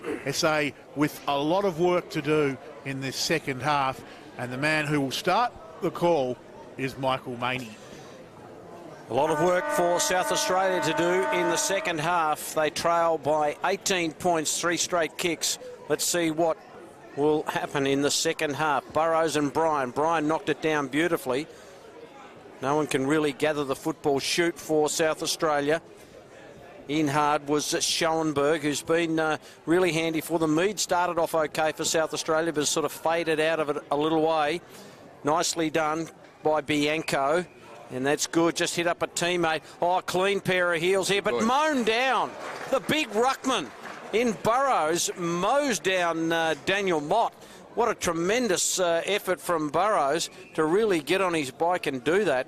And just outstanding. Yeah, it doesn't matter who leads, as long as someone does. That shows the rest of the team that you want them to follow you. It could be a team lifter with Stevens going out wide and then finding a teammate who goes in short. That's okay. Schoenberg again. Back to Stevens. So the South Australians trying to work it out. The Victorians getting back in numbers, doing it well. Stevens runs off the line and goes long. Pickett! Big fly. He was ready to pick up a specky there. Couldn't get it done.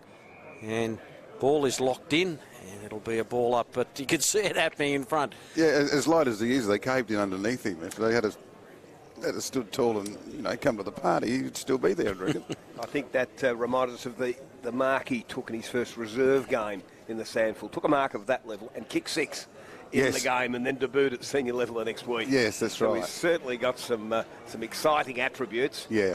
Of course, the nephew of Byron Pickett. Yeah. Stevens driving forward for SA. McCasey took a good mark. Now a chance for Watts to clear for Victoria out towards half-back. Burrows knocks it down. Second opportunity as Day got it to Burrows inside 50, but again, this time it's McCasey again getting up and taking a good grab. So twice he's been the saviour for Victoria, though that kick is not a good one as McEntee pops in and says thank you very much and takes the grab for SA, and maybe South Australia a chance early in this third quarter to just kick one against the tide. Yeah, the Vics have gone even taller in that last line of defence now. They know where they can strangle them. So Jed McEntee, a Sturt boy, and will begin his run in at 50. Must kick this for SA and does kick it for South Australia. McEntee with his first. SA get their second there, 2-3-15. Vic Metro 3-9-27. 2.5 gone third term, and a good start to this second half, Kevin, for South Australia. Yeah, McAfee let himself down there. Terrific, courageous mark falling back and then chose the wrong option. Yeah. So the short kick into a dangerous position was not the preferred thing to do. McEntee just read it well, read it off the boot, and then converted to give a team lifting goal to the South Australians. Sometimes Someone does something that might spur you on, and the Burrows run down from behind. No doubt. A quicker player might just be the catalyst for them. He's in the ruck now, Burrows, and he gets the palm down. No one can get it clearly out of there, but the South Australians are out through Schoenberg, who did it well again. The kick out wide. Oh, that's a terrible bit of misjudgment out there by Slajevic, who kicked South Australia's first goal. And is there a free kick coming back here to the Victorians? And it's going to go to that man, Mackesy, who made that error a few moments ago. But this time says, I'm going out wide with my neck kick. I'm not going up that corridor. And kept it wide, and the ball is out of bounds. So, South Australia with the first goal of the second half, and that's what Tony Bamford would have really wanted them to do. Get the first one on the board, and then we're not too far away from there, which they're not. Marnie went in hard. No one's getting it out of there. And the umpire has paid a free kick against Finn McGuinness for holding the football, and I thought that ball was well and truly locked in. But the free kick will go to McNeil. McNeil, who just wouldn't let go. Goes in short, that's okay. Finds Shoot. Shoot still on the wing. And looking at the Victorians, they've got back in good numbers and nothing presenting, so he's got to peel it back inside the centre square. Really playing into the hands. And now Schoenberg again, who got it there from Hilda.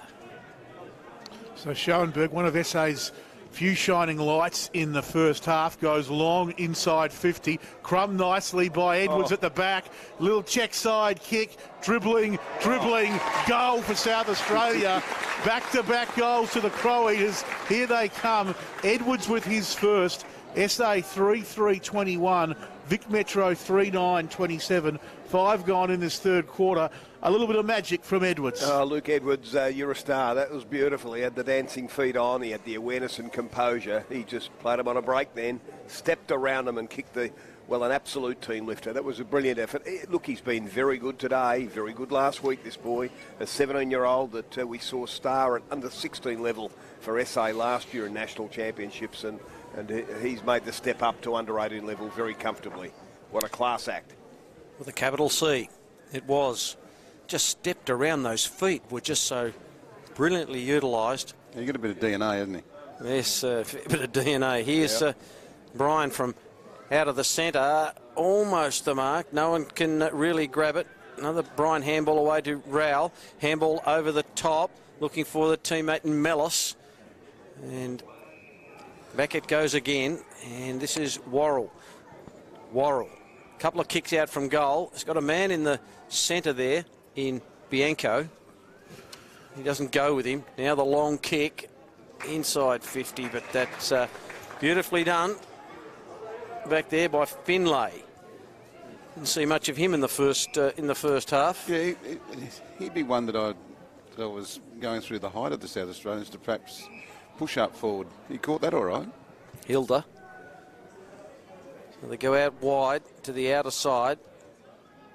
Ball kept in, was it? No. Oh, and the boundary umpire gets ran into by Day, but there's not much of Day. And no, boundary umpire didn't break stride in the end. Stood his ground. The ball in South Australia here, back in the contest. A couple of goals, and has to be said that they are playing just that little bit better in this third term.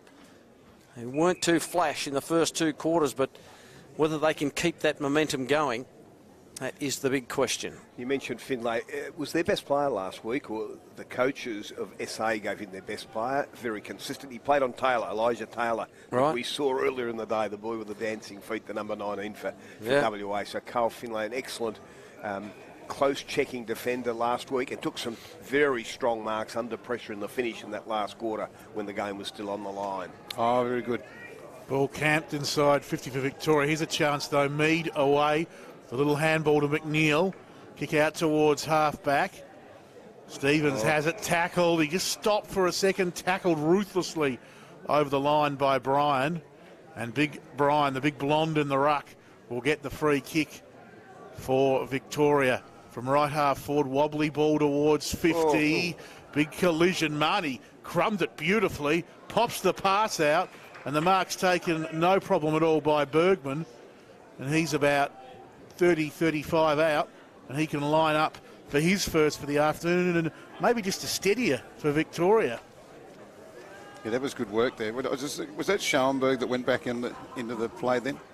I think it was, yes. He was the guy running back. That was courage, that was. As Bergman, 40 out, pushes it to the right. It stays to the right, through for another behind for Victoria. They go to 3-10-28. 7 points they lead SA. 3-3-21. 9 minutes gone, third term here at Alberton Oval. And like you say, it was clever by Marnie. He was right there like the taxi turned up on time, wasn't he, when it hit the deck. So Finlay's got the mark from half back. And then switches it back to the outer side. Oh, that's a terrible kick. And a goal. And a goal to Victoria from Worrell. And such was the magnificence of the work from Edwards at the other end. And then he shows us to the other side that terrible mistake by Edwards. And Victoria get a goal out of nothing, really. 4 goals, 10 they move on to 34. South Australia 3-3-21. And Bernie Marnie, that is hang your head in shame, young man. It's just our game, isn't it? I mean, if you take the wrong... I mean, it wasn't much percentage in it, I suppose. He didn't pump that properly. No, I go to the positive. I go to Worrell then. Okay, so he really stood the mark properly as you should. Tried to anticipate, which way the player would go. Yeah. And then backed himself, went for the smother to his right, and of course that's the way Edwards chose to kick. It made something out of nothing, basically. Yeah. Koff won it down. Marnie's kick though inside 54 Victoria.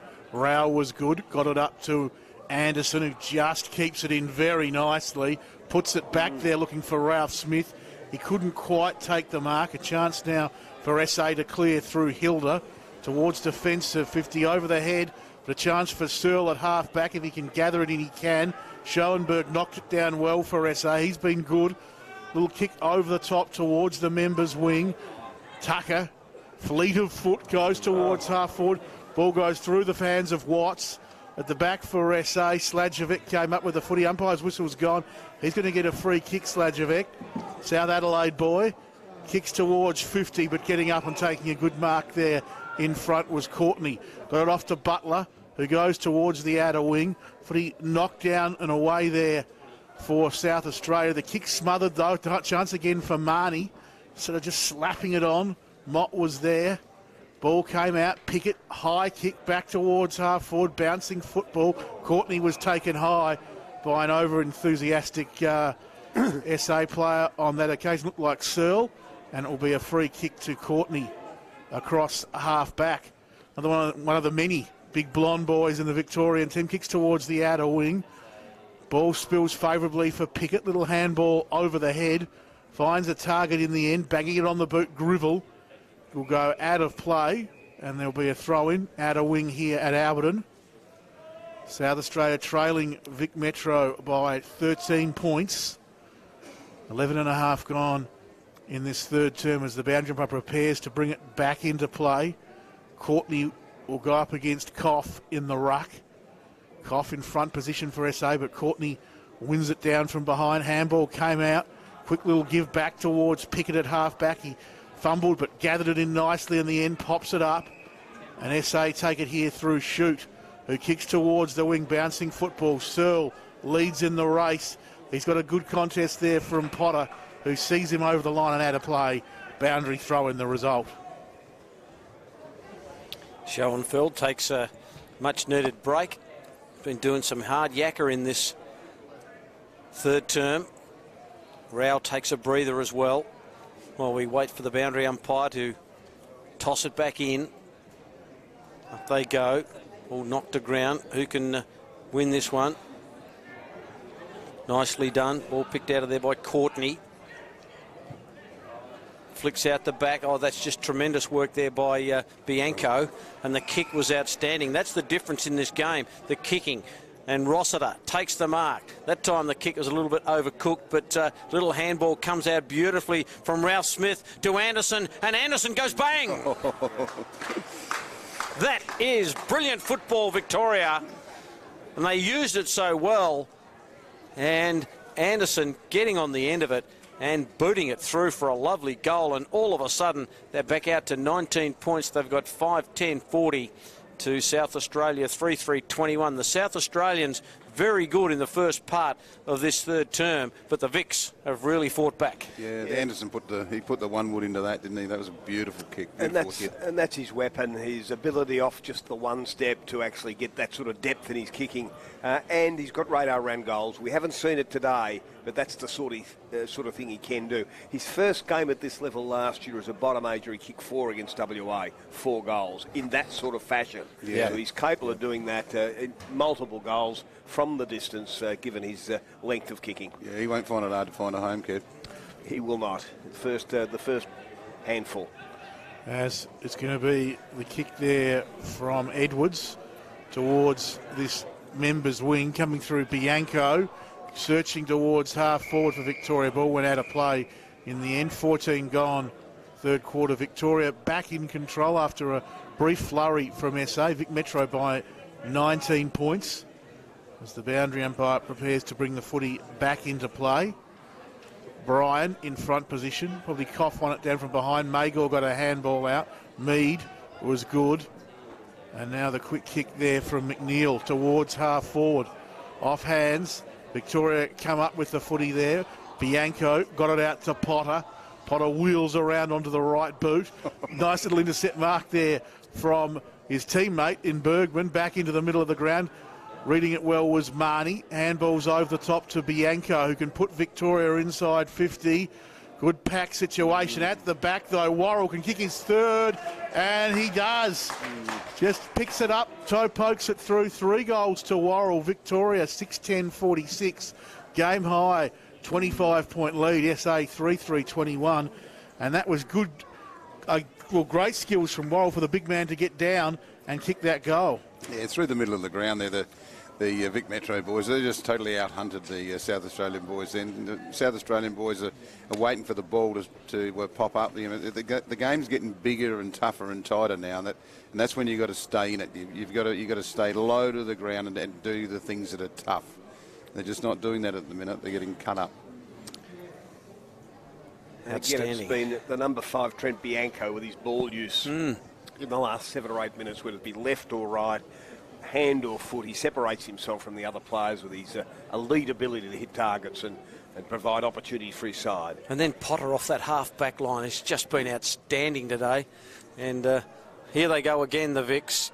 Rowell just feeds it back. Oh, nicely done. Mott kicks it high. Up they go. Mark. Good mark. Terrific mark taken back there by Grivell. That was nicely done. Something's...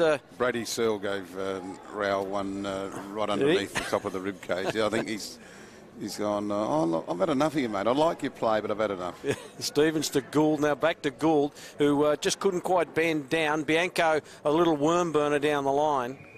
And how's the umpire see that? He says, that's okay. And it'll be a ball in. Well, Victoria, when they want to put the foot on the pedal, they can do it with damaging effect. They've got so many tremendous ball users, so many players that can switch direction so quickly, stay low to the ground. That's right, yeah. They don't hit the turf with it, do they? No, they have got wonderfully balanced, this team. Here's Brian, just a little backhander down. No one can really get it clean out of there. Rowell just says, I've had enough of that. Here's Bianco. Now, how's his ball used this time? Bianco wasn't too bad. He was looking for Ralph Smith. Now, Brian, quick little kick, just pulled the plug on it. It just flicks over the back. There could be another goal here to Victoria. Does he squeeze it through? I think he has. Yeah. The umpire says, I think it's a goal. And he's popped it through. Was that Ralph Smith again? I think it would have been... Ralph Smith. It was, the 21. Yeah, Ralph Smith, I think he's got it through. So Ralph Smith, I was about to call him Sean Ralph Smith just a second ago, but he gets another one for Victoria. So they're really piling on the pressure at the moment. 7-10-52 to South Australia, 3-3-21. A young Brady Searle, he might have wished that he hadn't copped Royale in the rib cage now, because sometimes those good players, you give them a crack and they go up another level and really pour it onto you. You know, that's... And Hugo Ralph Smith is the son of Sean Ralph Smith. So if you're going back to your Hawthorn days, you've obviously got a great knowledge of the Hawthorn players. So he's one that's not eligible father-son, having like Anderson, like Noah Anderson. So Sean played, 20 or 30 games. Might have gone to St Kilda too at the finish. Back in the halcyon days when Hawthorn were a superpower. Young Hugo's got tremendous attributes. He's sees pace there to get through and kick that goal. We've seen he take some great marks also at NAB League level over the course of this year. Speaking of Hawthorn, McGuinness got the clearing kick to half forward. Another son of Scott McGuinness, dual premiership player at the Hawks. Ball up at half forward. Schoenberg came through. He has been good. O'Brien now bangs it on the boot. And it's a good work or use of the handball there from SA, and some run from Searle. Long kick from Searle, bounces once, twice on the line, it got there. Brady Searle, he was getting a bit frustrated in his battle with Anderson, but that will please him. Gets a much-needed goal for SA. Well, sometimes when your forward line's not working and it's up the ground and you haven't got one, you're better off, aren't you? As a little dish off from Sladovec. You leave it open, go straight through. Goal to Searle, and just keeping SA in the contest, Bernie. Yeah, I mean, it did work. I mean, I think they got sucked up the ground basically, but at least it was open for him to get through. But Schoenberg, that he won it off the bounce. He's been excellent. Yeah, he just read it straight off the ruckman's hand. Dyson Heppel type, really. I mean, if you watch the ruckman's hand, there's no need for the ball sometimes to hit the ground so often. So back to 25 points Like with that. a running Searle goal there. Exactly. Burrows got the handball away, but the intercept nicely done. That was by Casa. Here go the Vicks again. Held up by Hilda, just got the kick away, and then Burrows almost got it in his gob, but he took it on his chest and then wants to give it off handball back to Day. Now back to Burrows. This time the handball's okay to the big man. He kicks to a hot spot. Pickett's there. Which way does he go? He's clever normally and runs out of real estate. Looking for Koff and couldn't quite keep it in the field of play, so it's out on the full. So he certainly had intent to put the bend on the ball, though, then, didn't he, Michael? He was trying to bend it around the arc. He was, just couldn't quite get enough on it. So the kick is high. Up they fly. Cox! That's a lovely grab. He's aerially been very good today, Cox, in the couple of marks that he's taken. Wants to get on with it now, and does. Jekka came from 3 deep. Ball on the ground. Who can really extract it out of there? Burrows does. And luckily, getting a hand on it was Darnell Tucker, because that Burrows kick was headed for out on the full, but Tucker intercepted it, and off hands, it'll be a boundary throw-in. And Big Cox is Nick Cox is the son of Darryl Cox, who Yep. Lions supporters might remember in particular, back I suppose in the 80s. Burrows in front, taken to ground by Courtney. Ball up, the result. SA trailing by 25 points. As the umpire throws it skyward, 21 and a half gone, third quarter. I think Courtney might have copped the boot, accidental in the chin. He's okay though. Quick kick there from Carafa back towards half forward. Burrows through a couple of players, knocked on though towards half forward. Mellis was there, shoot as well, but they can't get that one, and there'll be a throw in left half forward for Vic Metro, who's been challenged on a couple of occasions by SA, but have proven they're up to the task this afternoon. It was the only wobbly kick they'd done all day, and it was off the ground. As Burrows wins it down in the ruck. Courtney on hands and knees, shoveled it out. McEntee was good. And now a high kick there from Mead. Back towards the members' wing. Off hands and out of play. Sladjevic there, 2 Victorians to beat. Unable to do so. So we close in on three-quarter time. Victoria, that 25-point margin in a commanding position. The boundary umpire brings us back into play. Burrows wrestling there. Brian, this time his opponent. Carafa will get the kick back towards the middle of the ground. Stevens was good with a little look away handball. Meads all wrapped up though by Rao. Got it out in the end. Schoenberg to McEntee. Now Edwards has kicked one great goal today already. Goes with the left foot towards the sticks. It's through for a behind. And SA go to 4-8-28. Vic Metro 7-10-52. A margin now of 24 points. We've gone 23 minutes in this third term, and Vic Metro quickly out of defence.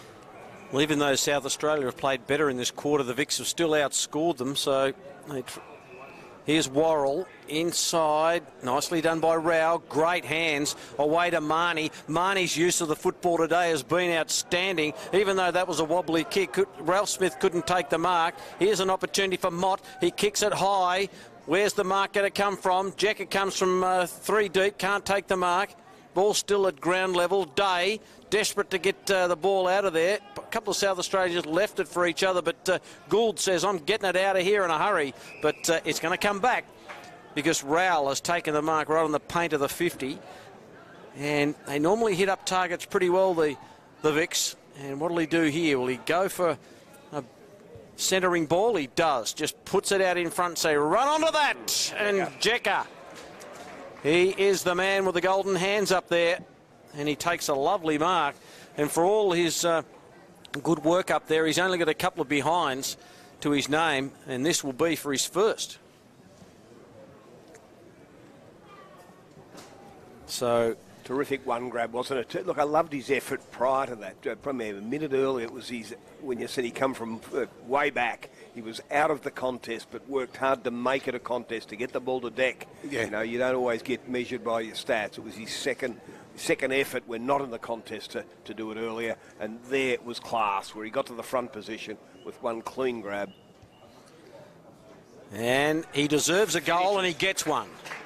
So Jekka gets his first of the afternoon, so well deserved, and you're exactly right, Kevin, because he's done a lot of hard work. He's done some terrific back and fro leading, etc., and right on the siren he gets his first to take that lead out to an even 5 goals. So the Victorians really going extremely well at the moment. They've set this up beautifully in the third quarter to take a lead of 30 points, 8-10-58 to South Australia 4-4-28. John Nankerville, you've got a quick check on the goal kickers in the game. Indeed, Michael. Thanks very much. 3 goals there to Josh Worrell, leading the way there for Vic Metro. And then we see singles to Mott, Marnie, Ralph Smith, Anderson and Jekka there late in that third term for South Australia. Well, they added a couple more to their tally in that quarter, but in the end we just see the goals. Slajovic with 1, and then we see singles to McEntee and Edwards for SA, making up their goals. I think I'm missing one there, I'm sorry, for South Australia, but certainly they have been well and truly outplayed the South Aussie boys today. McEntee, Edwards, Searle, I missed that wonderful running goal from Searle. Yes, so Slajovic, Searle, Edwards and McEntee, the goal scorers, but there's been some good individual efforts. We mentioned the Searle goal there, and SA fought harder in that quarter, Kevin, but Victoria still very much in control, 30 points up at three-quarter time. Yeah, and love the work of, we mentioned Bianca with his use of the ball that quarter. Marnie's continued on his good form. He's had an excellent game, playing as a smaller forward and through the midfield. And then Rowell, his 7th mark there, his 20th disposal. He set that up for Jekka. He's had an excellent game as well. Noah Anderson with that goal on the run was very, very impressive. All guns blazing for the Vics that quarter. They go in with a comfortable lead at three-quarter time. Let's see if SA can marshal their forces and have one more crack. So we'll just repeat that score for you at three-quarter time. It is Vic Metro 8-10-58 leading SA 4-4-28. It's fair to say in that term, Bernie, SA did do some good things. There were some good moments of individual play, and they certainly looked a lot better than they did in that first half. But Vic Metro, again, as we saw in the first half, just too many winners around the ground. Yeah, we've had some good stuff from Schoenberg through the middle of the ground and whatever, and they applied the heat pretty well. But it was just the point that Victoria just withstood it. It's not as if they've chucked in the towel, I mean, they're having a crack at it. But as we've been saying, and right from the get-go, they've just been so efficient all over the ground with their kicks that when you're doing that, you don't have to run as hard. And when you're getting chopped up like that, the other team, I mean, if it was a fuel tank, South Australia would almost be out of petrol now, and the Vics would have half a tank left, because if you use it well by foot, you don't have to run chasing it, fixing up mistakes, do you? It's a simple game, an easy game, but it doesn't always work out that way.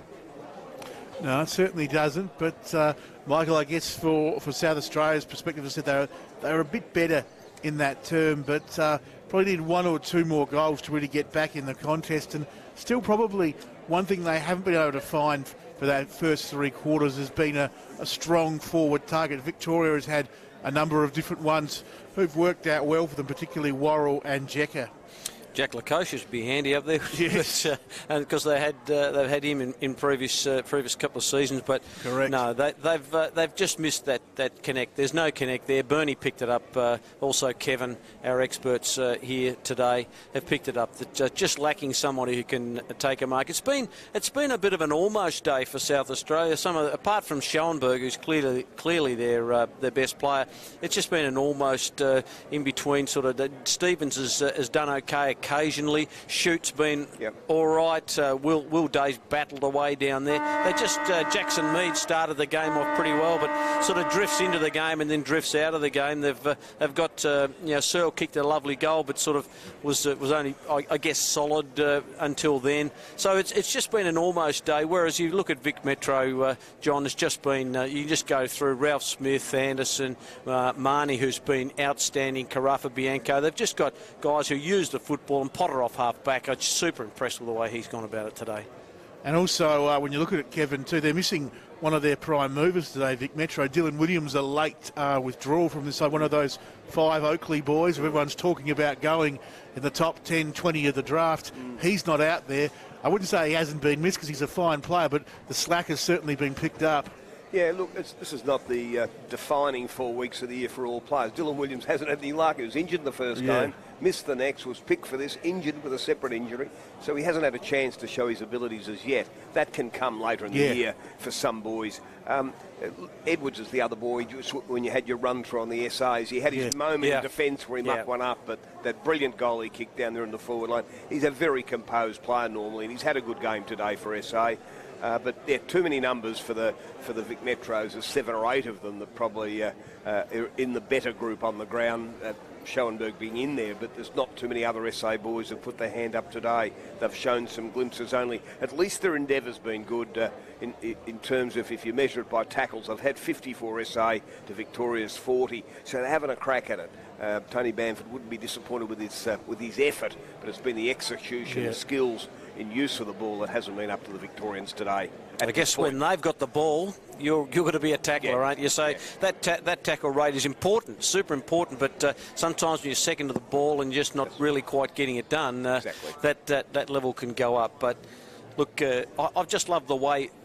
When I look to describe Vic Metro, I just look at the team and the way they played, and the first word that comes to mind is clean. Yeah. They are very, very clean with ball in hand, and they don't get flustered. They don't just bang away. They've always got some sort of control on the football. They use it well, hand and foot. It's just been a clean performance. Well, I think footy's all about the fundamentals and doing them well, and the biggest fundamental is not fumble the ball at ground level or out in front or even the mark. You must be clean with your hands, and that comes not just with the practice and the skill set, but it's also with the pressure that can be on you, and sometimes it's perceived pressure. You think you're under pressure, you take your eye for a second, you fumble. So you must be clean, and maybe it's the intensity of this game that has caught some of the players out. Well, certainly an elite side, Vic Metro, and they're showing it today. South Australia, 30 points down at three-quarter time, not far away from a start in the final term. The players are in position. Just the last part of the crowd heading off as we get this final quarter underway. Your caller, Michael Maney. A lot of work to do for South Australia to get up Victoria. Will they just go marching on in the final quarter? Brian knocks it down, and the South Australians really need to get a wriggle on here. Stevens did nicely. Handball to a running ruckman has come unglued again, but this time it's held to him. But we've seen a bit of pace from Burrows where he did that mow down in that last quarter to really get South Australia's third quarter kick-started. He's worked hard, Burrows. He has worked extremely hard. I was impressed with Stevens, the pace that he turned on to get in off that outside wing and add to an extra midfielder then too. It was good apart from the handball, but yeah, that's what they need to do. McNeil tried to burst his way through there a second or two ago and couldn't get it. I liked his intent, McNeil. He just likes to give a bit of rough stuff out there. Up it goes. Brian, beautifully down. Nicely done to Mott. Just kicks out wide. Worrell's the target. Goes back in after it again. Still in dispute. Quick little kick out of there as nicely done. Up flies Slajevic. Couldn't take the mark. Back in after it again, got the handball away. Nicely done away to Magor. Here's a foot race. And leading is McGuinness. Gets away with a handball. Morris is right on his hammer. Another quick little handball by Anderson. Back pedals this way, that. Goes with the left boot and turns it over. Edwards might have been touched. Edwards got on with play really quickly. Mackesy couldn't take the mark. Here's little Darnell going after it. Pickett, his little partner in crime there, lays the tackle for South Australia. Ball really close to the line. Handball over the top by Potter. And they're away again, the Vics. Well, they kept it in to their advantage, I think, as Brian goes over the top there to Bergman. Searching up there for Howe through his hands under pressure and out of play. Finlay with Howe on that occasion. It'll be a throw-in, half forward for Victoria, half back for South Australia. No addition to the score yet. Early days, 2 minutes gone in this final quarter, a 30-point lead to the Vics. They've been in control most of the day as Bianco, a strong decision maker, sees the ball over the line and out of play. Bit of push and shove there, McNeil and Mott. Mott scoring the first goal for Victoria. Seems a long time ago as Burrows in front position wins this one down. Chance for Mott, head over the ball. Crash, bang, he goes to ground. Mead meeting him front on. And the umpire says, we'll ball this one up. Still around about half forward for Victoria. Can't quite break from that position at the moment. The pressure too strong from South Australia as Bryan thumps it down decisively. Coming through Schoenberg, been close to SA's best to Mead. Now SA can go inside their 50. Knocked down, Pickett lurking, Stevens as well. Well taken by Sturgis. He got it out there to Bergman. Kick back towards half-back O'Brien. Flicked it out to Gould. Little chip kick. SA Schoenberg has got shoot. He runs to 50, just chips short. Pickett. Did he finish it? No, didn't quite have control. Reacted well. Good second effort. Got the handball over the top. Gribble, I think it is, with his head over the foot. He couldn't gather it in. Ball went through Potter. Pickett trying hard again. Little handball out into open space. Magor couldn't pick it up. Now he's got it. Shovels it out. O'Brien there. Handball came out to Burrows. High kick from the big SA ruckman. Back inside 50. Off hands Victoria. Take it through Butler. He goes over the top there to a teammate who's wrapped up strongly in the tackle. And the ball up results 35 out from the SA goal as the last man getting up off the bottom of the pack there was Bianco. Here's a kick in frustration from Burrows. He just sort of had enough of this. Let's get it close to goal, and then went off the side of his boot. And now it ends up with a ball up. So South Australia inside forward 50. They'd love to snag an early goal here, but time's ticking away. 4 minutes gone in the final term. Bryant knocks it down. Well done by Bianco. Just got the handball away, so they cruise out of half back to the Vicks, and Mellis takes a good mark under a bit of pressure from Mead. Uses Anderson. But Mead just read it so beautifully. Now gets it away to Darnell Tucker. Now Tucker loads it up, goes long, kicks a wonderful goal. He knew exactly what his limitations were there, Tucker. Took it on himself to kick the goal, and South Australia have a fifth. And 5-4-34, Vic Metro are 8-10-58. Nice finish by the nippy little half forward. Yeah, it was a great finish, wasn't he, the boy? He's actually played a couple of league games at South Adelaide.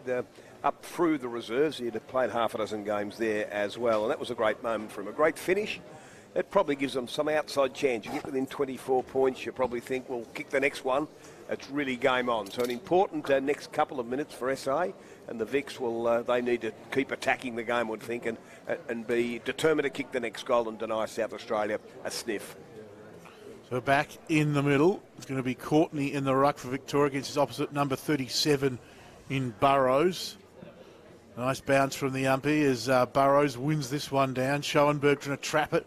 Ball knocked out the back, going off the ground was Mott towards half forward for Victoria. Charging back Stevens, but meeting it strongly and doing well. Anderson spots up, looking there for Bergman. He was spoiled at the last second. Handball came out.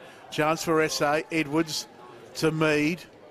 Now the quick kick towards half-back. Bouncing football. Searle got there above being a tad flat-footed. Chips back towards Day inside defensive 50. Pops it over the top. Some run now from Moore. And SA have it through Stevens at defensive 50. Just settling things down. There's Dumsney. Haven't seen a whole lot of him today. As the kick towards half forward, Burrows drops what he should have taken. The big man pressured now, tackled well by McGuinness. And the ball up will occur half forward left for Victoria. They lead by 24 points, almost 7 gone in this final quarter. Here's a chance for SA.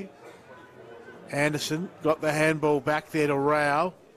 He handballs to some run here from Kazar, who goes inside 50, and McGuinness takes the mark. 45 out, straight in front. So it's a bit tough at times for Victoria, but they finally got it inside, found a lone target, and McGuinness can try and line up for goal. Will line up for goal and try and get that one back that was scored earlier from SA by Tucker. Yeah, good work from McGuinness, because he was as cool as a cucumber in that back play, going back about 3 or 4 minutes now. Now he's up the other end having a shot for goal. So McGuinness for Victoria's 9th from right on 50. Nice kick, has the distance right to the line. Offhands through for a behind.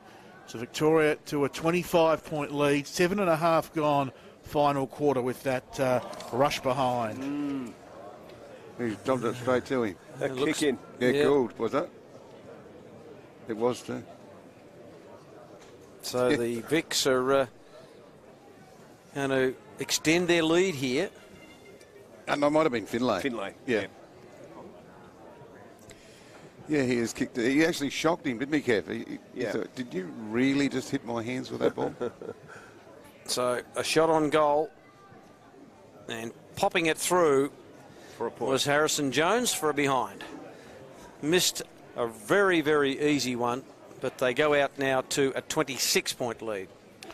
Late inclusion for Dylan Williams, Harrison Jones, as here's Gould away running, kicks towards the middle of the ground where McEntee takes a good mark. His handball, though, chopped off by Bianco. Handball's back towards half forward. Jones stumped to ground, but not before he got a hand pass away. Gould again. At half back goes short and finds Mead out of wing. Know this over well. Playing with Port Adelaide this year in the Sandful. Kazar gets it back. Watts off a step, bangs it back towards half forward. Here's Jones. Here's the voice of Bianco. Goes in that direction. Short little kick. Burrows through everyone. A chance for South Australia to clear. O'Brien to Gould, who fumbled under pressure. He's tackled to ground. And we'll have a ball up. It's that little fumble that they get, isn't it? They're not as clean as the Vics, the South Aussies. Yeah, and some of the handballs are actually handballing at their knees too. It's where you put the ball that it'll be received properly. Schoenberg with a little give over the top to Stevens. Chance for SA to clear as they go towards the outer wing, but only momentarily as Watts takes the mark. Mark Harvey lookalike goes with the right boot back towards 50. Pack forms. Gould up, should I say, knocking it down. Marnie crumbed it well. Got it back towards Rao. Chance for Mellish now for Victoria inside 50. At the back it was quite nicely trapped on that occasion by Cox. Anderson with the snap on goal. Has kicked it. So Vic Metro get another one. Their 9th, 9-12-66. SA 5-4-34.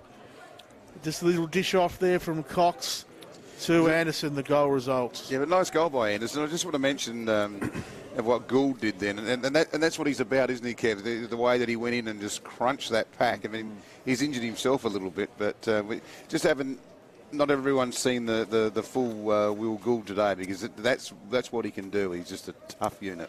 Yeah, courageous player, great user of the footy and a great leader as well, and been a good player over the last couple of years for SA at this level, and we know his form at senior level has been impressive at Sandful level as well. 9-12-66 to 5-4-34, so Victoria have this one well in hand. This is probably a game-high 32 points in the match. So we're just waiting for the 6 and 6. Was that a warning? No, an interchange was being made. They use the common sense. The umpires wait the player gets in position, then we'll bounce it. Nicely done. Kevin Shen on experts, along with Bernie Marnie, John Nankiville, Michael Maney calling this match at Albert Noble. Gould gets there and takes the mark, did nicely, and might have been dispensed with after he kicked Will Gould. And that'll give Searle a free kick well down the ground.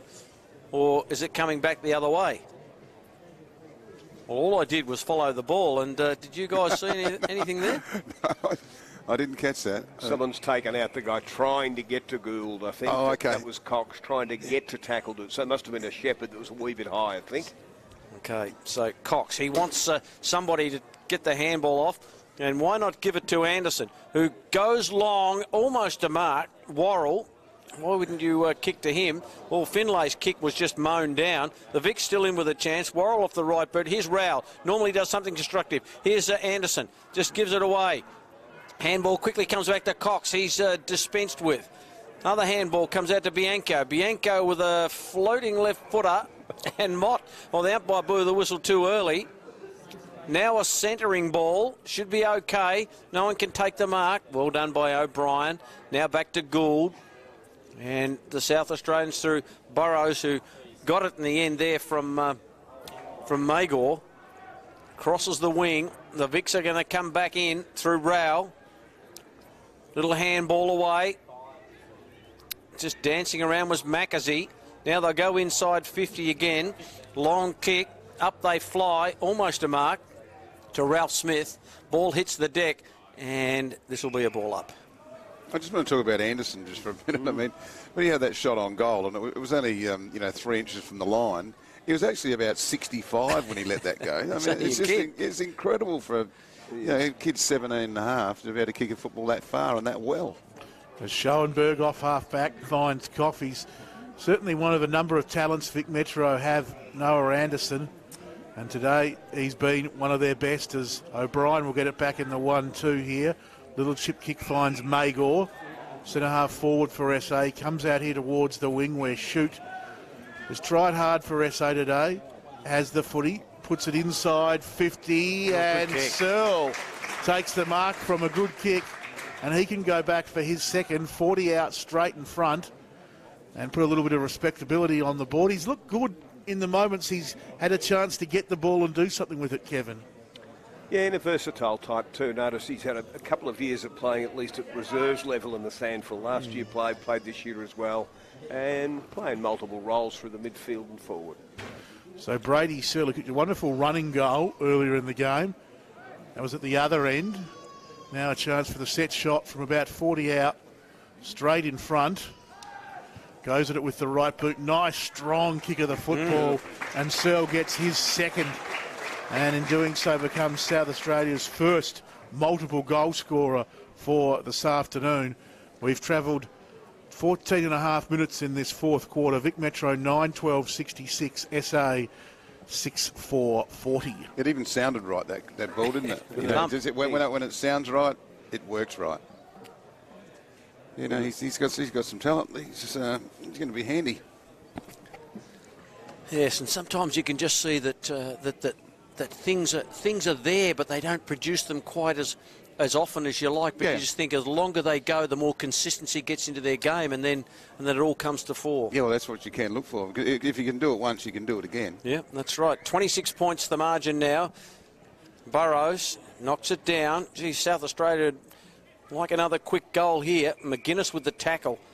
I'm just noticing that McGuinness, a right footer, his dad was a lefty. And he's been okay for the Vics today. Burrows knocks it down. Maybe a free kick for holding on. And it's going to Burrows against Bryan. Was that a 50-metre penalty? Nothing doing. Burrows, who just continually runs past for the handball as a ruckman. He's done that a lot today. But he gives everything, this guy. And he's been on ball for about 4 days. Yeah, he has. Big run from Shoot. Couldn't get there. Handball at the top by Ralph Smith. And crowd want ball.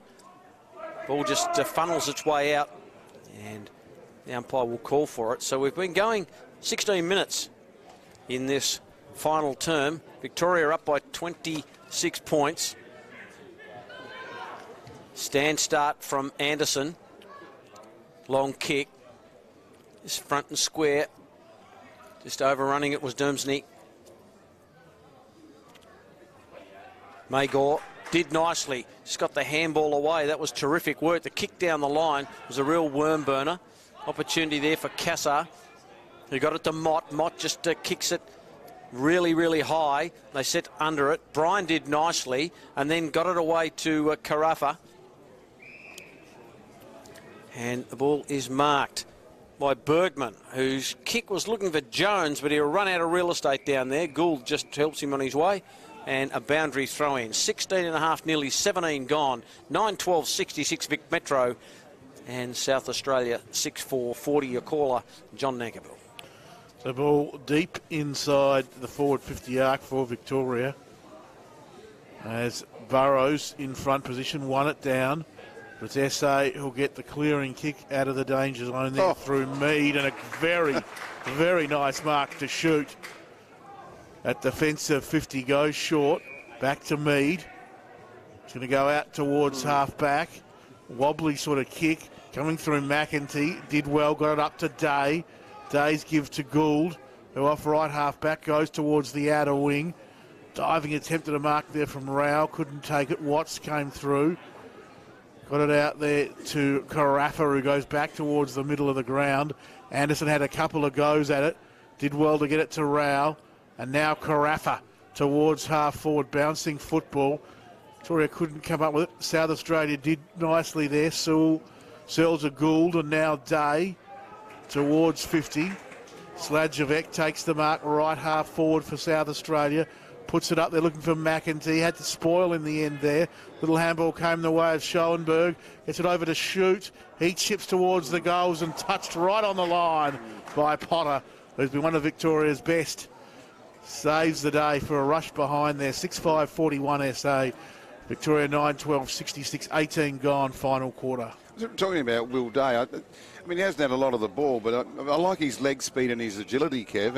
I think he's a little bit of a rough diamond. I think he could have something to come later on. Yeah, he's had the 16 disposals, so he's certainly got it in his hands. Showed enough last week too. I love his marking ability. Lightly built. Again, you're waiting for the extra 8 kilos to come on in the next couple of years, but from a development point of view, he's got plenty of improvement in, plenty of upside, good natural ability. Yeah, good.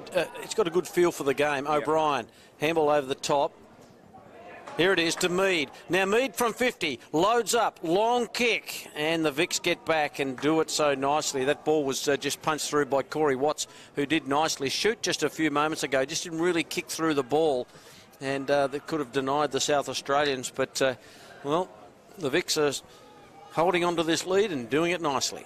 As Worrell, who's kicked 3 today for Victoria, gathers it at half-back, kicks towards the wing. Jones there, bounced past him, Day took it. Jones tackled him strongly, aggressively to the ground on that outer wing, and holding the ball is the call.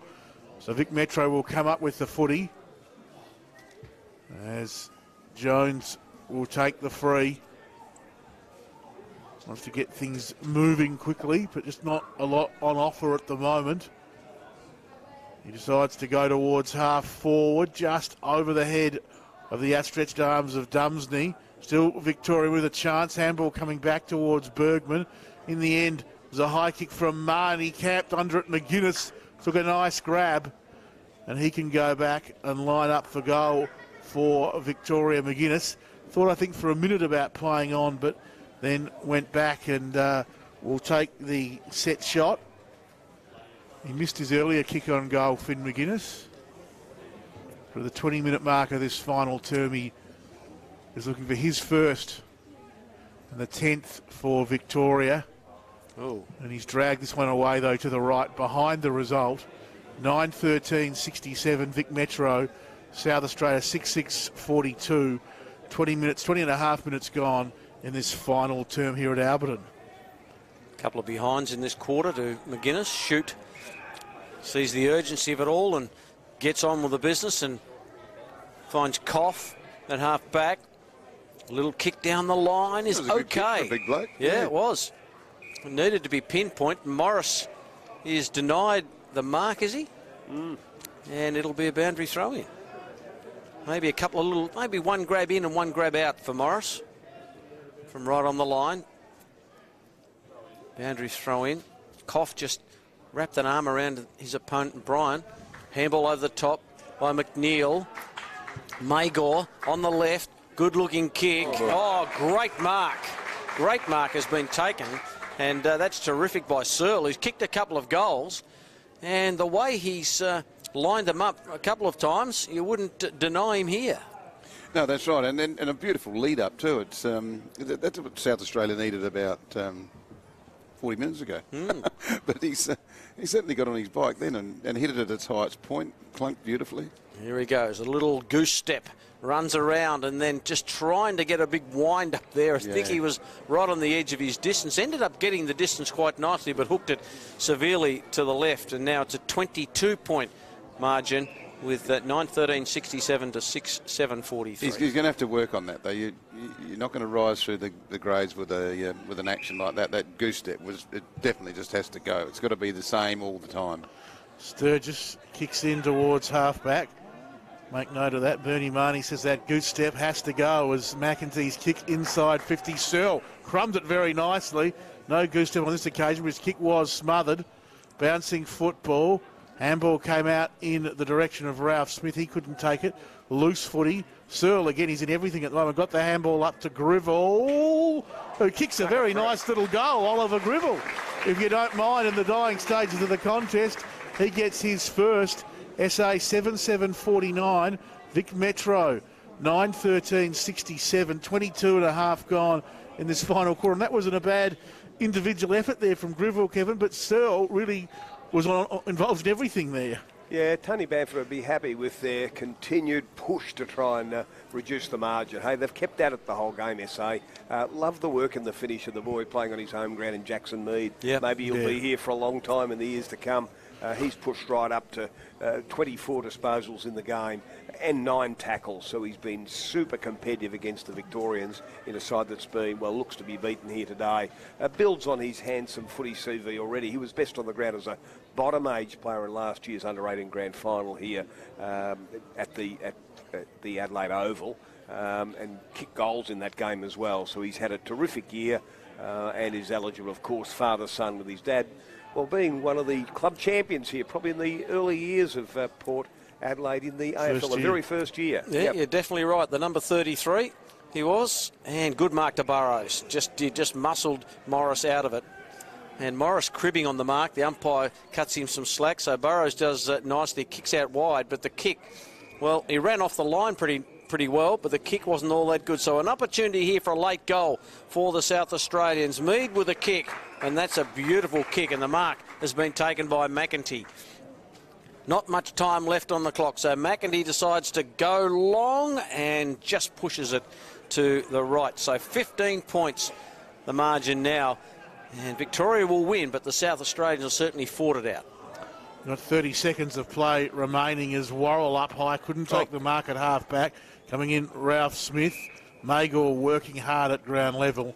And we see the ball up occur about 55 metres from the South Australian goal. They've tried hard today, SA, but they've just found themselves against a superior combination, I think it's fair to say, as the umpire finds a free kick in the ruck going the way of South Australia. It's going to go to Koff. Hasn't got much time, and he realised it as he bangs it on the boot. It's going to fall well short, and no score is recorded. So Vic Metro won out comfortable 17-point winners in the end. 9-13-67, SA 7-8-50. A 17-point win, which for mine sort of flatters SA a little bit, but still they tried a lot harder in that second half, but Vic Metro just had all the answers. As we look at the goal scorers for the two sides, before we get some comments from Kevin Sheehan and Bernie Marnie. For Victoria Metro, Josh Worrell had 3 goals, 2 goals to Noah Anderson, who was close to being best on ground for mine this afternoon. A very good game. Then singles to Marnie, Mott, Ralph Smith and Jecker to make up the goals for Victoria. While for South Australia, Searle, their only multiple goal scorer, with 2. We then had 1 each to Sladovec, Edwards with a great little goal, McEntee and Darnell Tucker. A 17-point win in the end to the Vic Metro side over South Australia. A good performance from Vic Metro. But, yeah, as I said, Kevin, South Australia battled it out, but just a bit too much class from Vic Metro. Yeah, the class being up the top. I agree with you with Noah Anderson. I thought he was best on the ground. 27 disposals, 2 goals. You can't do much more than that when you're spending time midfield and forward. Rao, well, kept up his ranking as one of the top players in the draft for this year. He had the 26 disposal and used every one of them. Loved the work of Bianco. It was his use of the ball, right and left, hand and foot, that stood him apart. But the SA boys, we mentioned Mead, he was good. Schoenberg, very good with his 29 disposals. I didn't mind Schutt's game as well. 19 on the wing. He made He made position very, very well to be an outlet player for them, took his 10 marks there, and it kept them sort of pushing away to be very competitive against what was, well, I suppose the underdog coming in. Vic Metro have lost their first 2 games. They've now won their third. SA go 1-1, still a bit to play for when they go to Melbourne. They can still win the championship. Vic Country, who didn't play this weekend, are the unbeaten side with 2 wins from 2. So a lot to go in this championship, but thoroughly have enjoyed the 2 games here today, with the Vic Metros proving a little bit too strong for SA here at Alberton. And Bernie, it's interesting, Kevin, spot on. That was Vic Metro's first win of the competition. The way they played today, you sort of almost see them as the premier team there in Division 1, but this may spark them from here for South Australia, where they go back to the drawing board a bit. Yeah, look, I think the 17 points was a bit flattering to South Australia. They did hang in there, but the latter part of the game, I think the midfielders from Vic Metro weren't running as hard as they were. I think they knew they had the game in control. But all in all, a good spectacle for the game. We saw some shabby foot skills from South Australia and some good stuff. But all day we saw really good skills from the Vic Metro boys, and that's what they're here to showcase, and they certainly did, and it's fantastic for everyone that's involved. Comments by Kevin Sheehan and Bernie Marnie. We thank both those gentlemen for their work this afternoon. We really appreciate their input across the 2 games. Just repeating those final scores in the 2 matches. It's the second game.